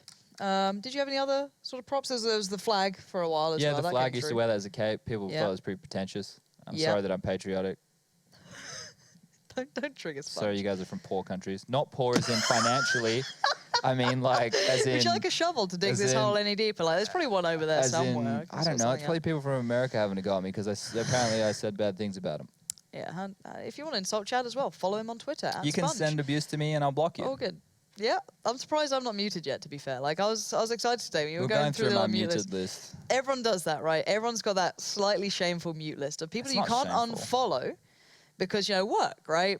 But you got to mute them because they're really obnoxious on Twitter. Now, there's a couple of names that were kind of across the board, which was quite funny. But yeah, it was good fun today. Good fun. But getting back to the game, I'm going to try and find out if there's a server. There's just some Can we connection get problems. So old we're just mate, chilling. old mate production? Can we throw up the updated standings? Has it been updated with the other games that that are on. currently going on? Because I believe that what do we got here? there any Heroic other games and that are Envy, right now? they finished their first one. Yeah, I'm going to have a look through the admin log and see if who that's been else updated. Thank Alright, you yeah, very we're gonna much. check them out right now because obviously this is a massive deal for this game as well as to what gets affected by what happens. So I believe Fnatic took both maps off of Flippy side, F3. Flippity flop side, yep. Yeah, so is that right? Has that been That doesn't updated? add up. That hasn't. That it should be 17. Is 17 and 7? Is that maths? 17 and 7. It's not maths. Okay, it's not all updated. Okay. So I think okay. Fnatic are 17 and 7. I think because they beat Flipside on 2. I don't Before want to that, make they were too many 15 and assumptions 7. after everything comes in. I'm going to go with that because I'm never usually wrong. So let's say that Fnatic are 17 and 7 right now. Yeah. Wait, bring it back up. Come on, help him Leave out. it up. Leave it up. I want to talk through it. It's We're going to go on. talk about the standings because it's very important. Yeah. Unless we're going back to the game. No, Not It's yet. okay. You know, it's fine. It's fine. Okay, so NIP and Mouse have guaranteed their spots. Their matches don't matter. They're following their matches tomorrow. They're fine. When I say it doesn't matter, of course it matters in the sense of you want to get a higher seed as possible, or if you're a team who they're versing, you don't want to get relegated. Yeah. But in the sense of deciding the top 6, they will be in the top 6. They've already guaranteed their spot. If I'm correct, Fnatic are 17-7. They've also guaranteed their spot. FaZe, if they lose these next 2 matches, they'll remain at 15, and they'll be 15 and... will it be 15-9? I think. Probably. Yeah, I think it'll be I think 15-9. If Envy win their games against Heroic, I think they should go up to 15-9, so they'll be the same as FaZe. Dig are sitting at 14-10. They don't play again until tomorrow. VP, their last game is against G2. They're currently sitting at 13-11. If they can 2-0 G2 and other things fall in line, like we see a couple of 1-1s, we may find them in a tiebreaker scenario. But right now, not seeming very likely. No. There is a small hope that they can cling on to, but they need to make sure they annihilate G2. Now, I'm going to get this wrong, but it doesn't matter. When you have the tiebreaker situation, so if you're tied on points, right? So your points are made up of the games that you've won. If you're tied on the points, the round difference doesn't actually matter. No, it's tiebreakers are done on total rounds scored in regulation time. Overtime counts as a 16-15 as well, for example. So rounds 1. So to explain that, if you win a game 16-4, you get 16 rounds. But if you lose a game 16-4, you get 4 rounds, right? So that's how the round system, the rounds 1 adds up. Because when I first read it, I was an idiot. And I went, well, of course everybody's only going to have won 16 rounds. I was like, well, okay, you're a moron, Chad. So that was fine. But we deciphered it. So if there are tiebreakers, that's what it goes to next. And then if they're tied in that regard, we go to a playoff, a head-to-head battle. Which would be very exciting. Sudden death. So yeah, VP, they're not completely out, but they're on the cusp. NaVi, if NaVi need to take these against FaZe, and if they take against FaZe, they can slot in at that 16-10 mark, where Dignitas, if they beat Envy, will be sitting. Man, I've been looking at this stuff way too much. G2 are done, Astralis are done, Hellraise are done, Heroic's done, Penta's done, and Flipside are done. Okay, so just so you guys at home know, we are going back into the server now. I think the players are almost ready, so just waiting on the GoTV to catch up and get this one started. So don't worry too much. We'll be getting this underway. If you're wondering what's happening, I think they just had to change servers in OT, so that's happening. Currently, it's 24-21 to FaZe. How many overtimes is that? I don't know. I'm really bad at counting these. Is it 4 overtimes? 3 OT so far. Maths wasn't a strong point.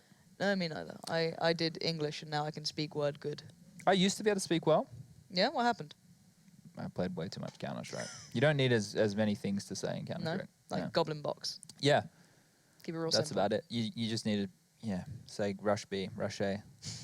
That's how it works as an in-game leader, right? Yeah. I thought it was that simple. I always did wonder why my Face It or ESEA event just never went so well. It's probably because I'm not clear enough. Just one or the two. This is the problem with the people in Europe, not the...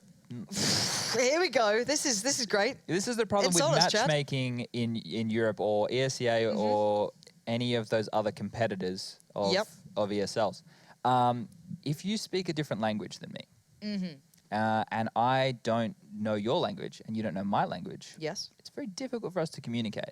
Even if we can say A, B, middle, rush, so the Englando is the common ground. Englando ist good. Yes, it's the common ground, but it can be very frustrating, very difficult.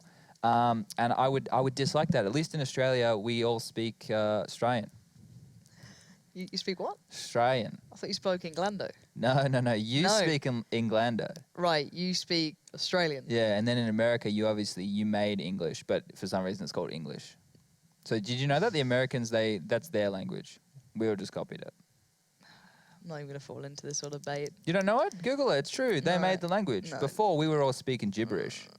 I'm not going to do this. I'm not going to insult America. My steam pattern's so messed up. All I do is talk to Americans right now. I need to keep them on my side, guys. That's it. That's what I got to do. But no, the one thing that I've always noticed is, in a lot of other games, even the previous games I played, was that even we had a lot more mixed teams of nationalities. Whether it be just purely European, we had a lot of not just locked in country kind of teams as such, because even though communication is incredibly prevalent, most people understood it at least relevant to game sort of play. Yeah, for sure.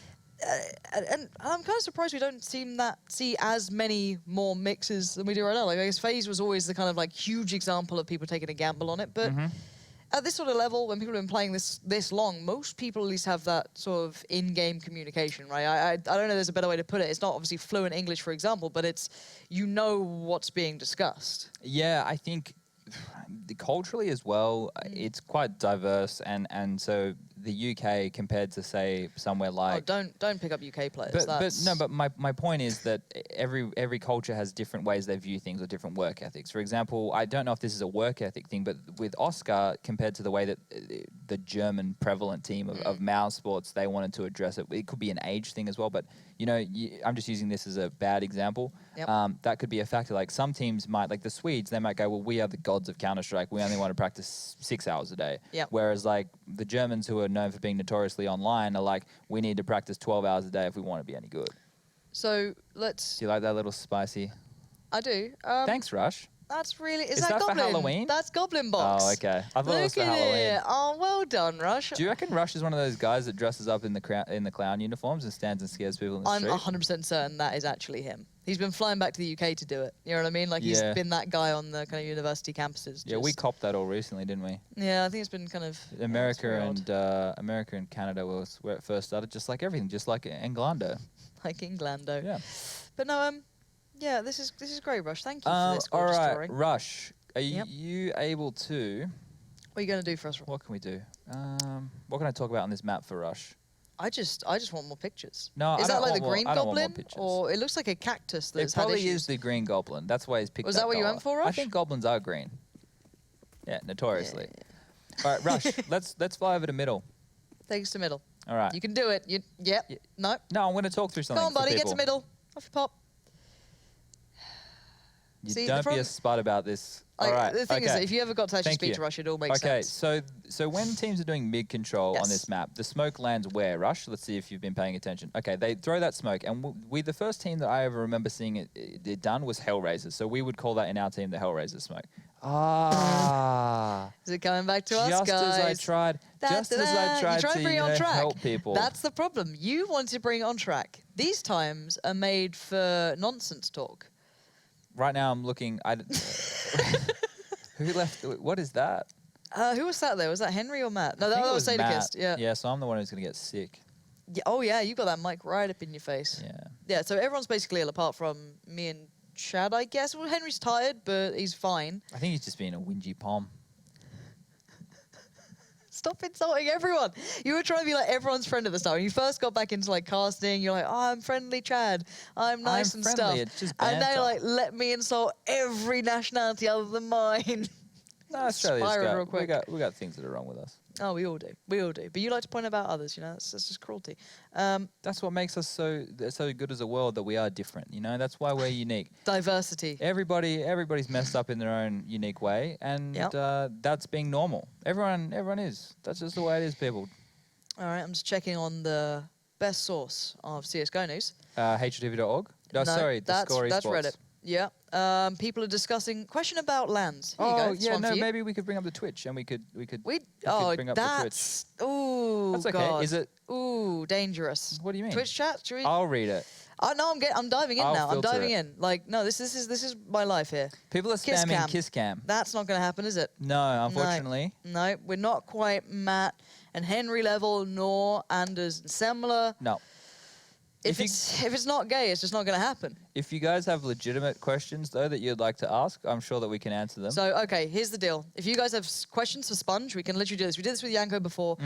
You tweet at us. So, at Sponge, at They Call Me Pansy. Literally just use those two and we'll answer it. Or use the hashtag. Hashtag ESL Pro League or Pro League. What is it? Pro League right now? Production? Dead silence. Hashtag ESL Pro League. All right, so either tweet at us or use hashtag ESL Pro League. Any questions about CS, it doesn't have to be Mirage-based, but ideally it is because we can discuss it here. Anything you want to ask, whack it on there and we'll answer it and we'll give you guys a shout-out. Apparently, G2 can still qualify at this time, provided they win the last two and Dig or Envy lose all. If VP go 1-1 and the same happens, then tie. Are people doing that thing where it's like, if this happens and, 20 other factors fall into line? If the sun doesn't come up tomorrow, it's very unlikely. Yeah. Okay, there probably is a possibility, but it's highly unlikely. Whereas the VP one, that's going to be it's going to be a banger of a match. A banger of a match. But Like I a just banger. feel that the likelihood is so slim that if it comes, we'll act like we didn't see it. It'll make Yeah. it more interesting as well. Okay, let's... But I don't know if that's true either because I haven't done the mental maths. No, we were still meant to be, you know, casting the game because we've got like a million OTs. It's almost midnight now. We've got a whole new map to go. No. By the end of this, I reckon it's going to be midnight, and then... I got to call the Brazilian embassy in Australia. So the longer this goes, probably the better. What is it, like 7 a.m. in Australia? So plus 9 hours for the East Coast. So Oh, East Coast, I don't know. if we can finish this up pretty soon. That'd be nice. Because they close you it. know. They close at 3. So I don't want to go too late. Well, you know, I can solo cast. I can throw back. It's fine. Cool. We'll just record you cool. Somebody's using flattery. Why are you so cute, Sponge? Thank you. I love that. You need the ego boost every now and again. That's it. This is what we said to people, is just make it happen. You're just tweeting at us with hashtag ESL Pro League. It's okay. That's Somebody okay. asked a question. It says, why don't teams... I'm assuming... okay, sorry. Why don't teams throw a smoke closer to the barrels, top mid on Mirage? It offers a lot more coverage. For the cross? I don't know. Because you're more worried about window. I know what he's saying. You can actually throw a smoke that lands like a little bit further back. The higher vertical one that comes... And and covers off so the connector player can't or is less likely to get you jumping across that mid box. But most teams negate that position in connector by throwing that Molotov. So that's one way of dealing with it. But good question. Keep them coming. Also, thoughts on the new Inferno? Because I'm a huge fan of it, personally. Yeah, we were frothing about it before. Yep.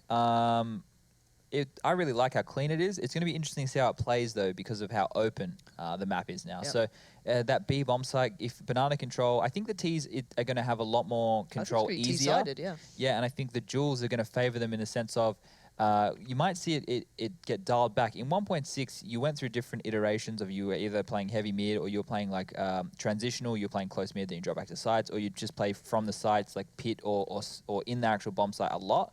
Do you think it's going to revert to that sort of thing? I think you'll probably have to play heavier in the sites because the Ts, they can bust through smokes, and the smokes, mid, you're still going to be able to lock it off. But once you get in that area, jungle, what do you guys call it? Long side? Arch side? It seems like wider and probably more expansive. And especially now, porch side, it seems like it's bigger. You know, the CTs don't have as many locations Can we just to get Inferno on from. Rush? Can we just whack that? No, you can't because I have to close that and open the beta client and stuff. Yeah, that'd be a shame. That'd be good to see. But no, I think it's gonna be a little more T-sided. I'm actually looking forward to seeing how it plays out a little bit here. And the one thing I'm really excited for. I'm really excited for is actually seeing teams like NIP getting back on it, because that was when Threat came into the lineup as such and kind of reworked NIP, and Inferno was this huge pick for them. You saw the kind of massive execution, the theory craft, and they had that beautiful piece coming out of Apartments, for example. They had everything really coming back to life for them on that, which was like one of the big first displays of everyone getting really excited about NIP again. So yeah, I'm looking to see these maps being picked up again and kind of working back into the pool, hopefully soon. But yeah, lots of questions have come in. We could have the discussion. Someone said, do you think Inferno will be replacing Nuke in the competitive map pool? I think Dust 2's next. Yeah, and that's the thing. I've spoken to Valve before in the past when I actually qualified for majors about, you know, the way that they were going to go with maps. And they said that after Nuke, that Inferno was next because they're having a lot of issues with the way the smokes being used. Players were complaining about the map. Yep. Then, however, they did the bomb timer change and the smoke change, which helped the map somewhat because you couldn't, you had to use your smokes more tactically. You couldn't just throw them there, just go through the motions. For the sake of it, yeah. Exactly. So that change actually helped the map and the way it played. Unfortunately, Nuke, it's slowly being, you know, people are slowly adapting to it. Yeah. I don't hate it. I'm not playing it, so I can't argue about that too much. But it looks like the community is split. Like, people with loud voices are saying it's bad, but at the other time, there are other people who are saying it's good. Okay. So you got a clash there. Yeah. Dust 2, the only thing I remember them updating on that is, like, significantly is like the doors, right? The doors used to be wooden. Didn't they open up one skybox towards A as well? So but very small. So I think that'll be the next one to go. The problem is, well, not the problem. You guys have to remember that Valve usually throw these things in after a major. They're not going to do it. It would seem highly unlikely that they would throw this in before. Didn't at Cobble this come in point. before one? Yeah, but I think they learned from that, hopefully. Yeah, I feel like we're maybe too close to throw. I could be completely wrong. They might go, Chad, you're an idiot. They might send me an email, get the bat phone out. I hope that they don't throw it in for the next major. I feel there's not enough time because this is the thing. With the major where it's placed, teams are you're gonna take time off for Christmas holidays. Everybody should. You know, if you don't believe in that form of celebration, that's fine. It's still a time of the year where everybody has holidays. So I'm not being discriminatory. but they're going to have a break. You know, they're going to have a 1 to 2 week break. They're going to spend some time with their friends and family. Then they're going to get back on the circuit. There are going to be teams though who are going to sacrifice that time and prac hardcore. Yeah. So that's going to be really interesting to see, like leading into that major, who's sacrificed time like that to be with to be without their family and really push it hard. I kind of transitioned away from the discussion there, but Dust 2 should be next. What would you change on Dust 2? Like for me, instantly it's getting Skybox opened up by B. So you know that source sort of smoke that you can go right over the top. E's done. You can actually open it up to a little bit more nice place. Widen a couple of the approaches. Anything else that you think? So I don't think it needs a big change for me personally on Dust 2. I think people, initially everyone said Dust 2 could do with an update. I was like, no, Dust 2 is a classic map. You can't change it. But it doesn't need a big change for me. I think it needs a small tweak more than anything. Yeah, I think like obviously re-skinning the map in the sense of making it look like what they've done with Inferno is great. The map looks fantastic and it's open and clean. If you run around, there's not clunky stuff. It doesn't look like you're going to get caught on too many things. It's clean, it's open. You can do a very, very similar thing with Dust 2. For example, I think if you turn the B doors around the other way, right? If you turn the B bomb site doors, if you turn them around the other way, you'll be able to peer from B hill, is what I call it, to dark, right? So to give you an alternative way to hold B. If you could AWP from there towards dark, the players would have to pick you from there, and you could do a retake setup. It could open up more retakes towards B. If you noticed what they did at Construction or Ruins, whatever you want to call it on Inferno, there's actually a pane of glass that you can spam through now. I would like it if at B-side as well, they added, something which was spammable there. That was one of the most spammable spots in 1.6. And it's like, if you're going to use the M4A4, you have more bullets, so you can use that there. If you had the M4A1, you're probably not going to spam it. You can play into tactics and stuff of how you use your rifles. They could literally add like a, not a fake door as such, so just a fake door as not being utilized, but something that fits into the style. You obviously can't. Yeah, you can't open you can't put a window there because it just look random as hell. But you could easily put like a doorway or something that you could easily look at and go, okay, that's spammable. That's something that we could approach because I feel it's a little bit boring at the moment. Dust 2 for me. Mirage is a good example of how they did it. They added the wooden bit near connector. God, Mirage got changed around. I watched the first iteration not too long ago. Yeah, so that's something small that they could bring into it. I'm not really a fan of headshot boxes, which is where you stand and your head is the only thing just picking over. Showing, I don't really like that because I think it promotes. You're almost in an punishable position, right? You can't spam through a lot of the boxes that are like that, especially on Dust 2, like the brick boxes and stuff. You can't shoot through those. Like the wooden ones, yeah, you can get punished with an AWP, but still not hugely. I don't like the type of gameplay that promotes. I think if you should be peeking out to the side of it, I might be well off, but that's just my opinion. What else do I think should be slightly... Are they ready to go? Not yet, but we can still discuss a couple more questions if you really want. Because at the moment, I think they're still just getting into the server. Okay. Is this them here, but? Yeah. Okay, so we're almost ready. Yeah, we're almost there in the server. I think they're just getting everything sorted out. All right, if you could change one thing about CSGO, what would you change? I went on a big rant about the pistols. I just think that none of the pistols, besides the Deagle, should be able to one-shot headshot you with head armor. So the 5.7, it shouldn't be. It should take 2. That's fine, because if you get that first one off, then you just land another one anywhere on the body, you're going to kill him. Just think putting them on par with, say, the M4 would be sensible in my mind. So yeah, nerfing those would be my one go. The thing is, Valve want to make every single round in the game viable, right? They want to make it. They don't want to make it so that you win every eco. But the question that they posed to us was, how many out of 10 ecos should a team win, right? And I think they wanted to get it up to about the 3 to 4 mark, right? So it's still rare. It's probably more like 3. It's still relatively rare, and you need to do good things. Like you need to hit good shots. You're not just running out like spastics. You're actually having to put some kind of semblance of a round together. But that was the number that I think they landed on. Whereas in 1.6, you'd probably win like 1 in 10, or maybe Source as well. Like Source, and it'd be the only ones you win is when you bought Deagles. But we're getting back into the game. Guys, wait, Staris is still on the roster. Yeah, that's all right. I'm not sure. I'm going to give it a couple of seconds before I fully believe. Yeah, this is what happened. You had faith. What are you doing? Why did you believe? They'll just reload the E-bot. This is very easy. I'm proficient at adminning, analyzing, casting. You can do it all. Jack of all trades. People looking for a product, man. Nah, I'm all good. I'm good. All right, we are getting almost ready to get this one started up again. My UI's This has been a long break, so it's going to be interesting to see which team is feeling. I think FaZe are one who build well off momentum and being warmed up. NaVi are probably happy because of their slower play style. They can come into this, after... No. Wait, no, I'm talking about Jeez, I know Counter-Strike, mate. I've been playing it for 14 years. Yeah, I think that NaVi being a slower paced team, they can slowly ease themselves back into it. This might hinder FaZe. They were looking strong. Strong. Mm-hmm. It's a good word. Good word use. All right, I think we're actually going to be going live off the back of this. I'm pretty sure. So guys, NaVi need 3 straight. Yeah, 24 to 21. I think if FaZe win another, we are... They're donezoed and on to Dust 2. That's it. All right, let's find out if that's the case. I'm not 100% sure, but I think I am. We'll find out. And Rain is going... Aggressive as hell. Big in. This is live. This is nuts. All right, Guardian's going to pin him to a wall. It is not over yet. FaZe going to have to pick up the pieces of this round, as now we're into a 4v3. FaZe left with Jacob, Alu, and Keo. Bear in mind, they are on 24 rounds here, as you can see on the scoreboard. We've got this one right back into place. Thank you, sweet, sweet Ebot. But the bomb is in a bit of a treacherous position. That's now going to make Alu have to commit towards ramp. This is a huge issue, actually. This is a massive problem. Unless Keo can bail them out of here, I don't know what Alu can really achieve. Yeah, he's cooking with gas there as he's copping a tickle from those flames. But like you said, he's completely pinned. It's on Keo to open this round up for them. And he's lurking towards middle right now. Behind a smoke, if he's going to drop off and make some noise, or is he going to continue his little movement towards the... there we go. He's going to find Edward, and it's a 3-on-2 situation now. Somebody oversteps their bounds. Alu could nip them in the bud with an AWP. And I like the way that Alu switched up the position as well. He's not going to just stay at ramp. He's going to try and switch towards Palace. Find a new way without overextending. Keo can't hit the shot on Seized. That was an angle he couldn't work around, but Alu finds it towards Guardian. Now 1v2. This is possible, but pretty tough. 45 seconds as well. Going to drop out the molly, show presence from Palace, and then back off from it. So he's trying to keep them guessing.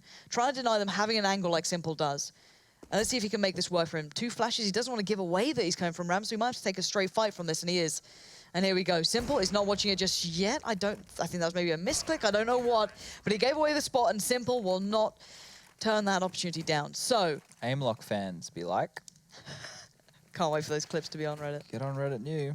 All right, clawing their way back, NaVi. They want to force this to yet another overtime. That was a really good start. The aggression by FaZe was intentional. It was to catch NaVi running into position with grenades out. Unfortunately, Guardian, he's always ready. He sleeps with one eye open. He's able to grab 2 nice early frags there, and he's making his transition toward middle now. And things look like they're going to be slowed down by FaZe as they are posturing towards that B-bomb site with one player. I believe it's probably... who normally goes over towards A? I think it's Keo. I can't really see. Yep. He's normally that A lurk. He made a little bit of noise, made a bit of presence, and it looks like they're all dropping back towards the B side of the map right now. Mid control is had by NaVi at this point. Still in their hands, but FaZe look to try and take it over soon enough. First smoke goes in, that's from Keo. That's going to keep Guardian having to watch a slightly slimmer angle, but he's been hitting these shots. Don't doubt him, and he hits it again. Rain falls. Now, 5v4. FaZe going to have to try and pick up the pieces here. Alu doesn't have an AWP this time, so he's running with just the AK, and that smoke's not quite one way enough for Edward to be able to peek over the top, just a step above them where it should be for him to be able to utilize it. But he's still pretty present in towards Connector. That could still be an issue here. FaZe splitting up a little bit, though. 2 towards B-apps, 2 towards mid. And a much slower pace than what we saw towards the end of the last couple of rounds of OT. Yeah, this is the drama that we had with FaZe early on. They were doing this default towards middle. They're getting picked off one at a time. And there's not as much confidence being displayed by NaVi right now. Edward does get isolated on his own. He will grab one, and now Caesar's in a perfect position to take out Alu in the back. Alu will grab another in that time. It's a 2-on-3 situation. The bomb is heading towards B. Simple will grab another, and Caesar will finish it off with a nice headshot there into AZ. Clean round, and this is what they need right now. They can't get caught off guard by any aggression. Everybody needs to tighten up. They need to be ready for this and make sure that they're not overrun by Tech 9s or the low buy that FaZe can scrap together. And this could be another OT. This is such a long night. Guys, someone order pizza to the ESL office. No, I don't want pizza again. No, what do you fancy? Let's get... is Alex still here? Wouldn't mind some second meal of Macca's today. That'd be top notch. Oh, that'd be spot on. McDonald's delivery, anyone feels like it, always going to be appreciated. Right now, we'll see how far this one goes, because the FaZe are certainly not giving up just yet. They've got the 4 rifles, actually, tell a lie. They kind of skimped on the utility that they've already put into place, the thin amounts that they have, and they're just going to go for it. Guardian knows what's coming his way, though. He can hear those kind of little steps beneath him, those little rats running through the underpass. He can feel them coming closer. AZ, Rain, Alu, all lining up here. Edward's going to be the one in towards Connector, keeping tabs on this as best he can. Now, the rest of FaZe is going to put up smokes, probably maybe one towards... It looks like we've got jungle and stairs, maybe CT, actually. I'm not too sure. We'll see what they go for in the end, as it looks like, again, they're not fully committing here just yet. Oh. And Guardian's found AZ. What a way to kick this one off into this round again. Alu needed a rifle. That doesn't look all that easy to pick up for him. He's going to try it, though. He's going to go on the long walk around. It looks like a pinch towards A, but look at the positioning already from NaVi. Guardian and Flamey towards CT. They've got a feeling, they've got that kind of sense of what's coming in their way, and they can definitely handle this one. Flamey just needs to get the timing right towards Connector. Rain's already up there. Flash in. Edward not going to build off the back in a good position, but Guardian's fallen, and now suddenly the A side becomes a little bit more available, but Edward can't stop it all. And now it's retake time for NaVi. Simple and Seized have to go big again. It's all on the line right now for NaVi. This is do or die. This is their hopes potentially slipping away. As Simple, the man who's done a lot of work right now on these retakes, is coming from jungle, not his patented CD position, and Seized is going to get found. It's a 1v3 situation. Can the young man Simple do it? He's taken one.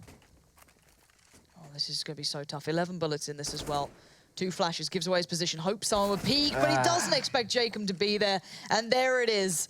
A hell of a lot of OT, but in the end, FaZe close out. And bearing in mind, at the start of this, in the first half, it was a 13-2 score. But 12-3? 13-2. 12-3. It's all right. it? Yeah, it's all right. It's fine. You... I promise you it was 12-3 because they lost that last round. It should have been 13-2. Oh, you're all right. Yeah, it's okay, though. It's been long. It's been long. There was lots of rounds. Overtime was interesting. We saw NaVi have to revert back. They're going to be kicking themselves because if I was right before, they're now on 11 losses. So the likelihood for them is slipping away very quickly. They need to recoup. They need to sit there, have a long look at themselves, and take this next map if they want to have any chance. Well, Dust 2 is coming up. Guys, we're going to take a short break, but when we're back, Dust 2 will be on the horizons.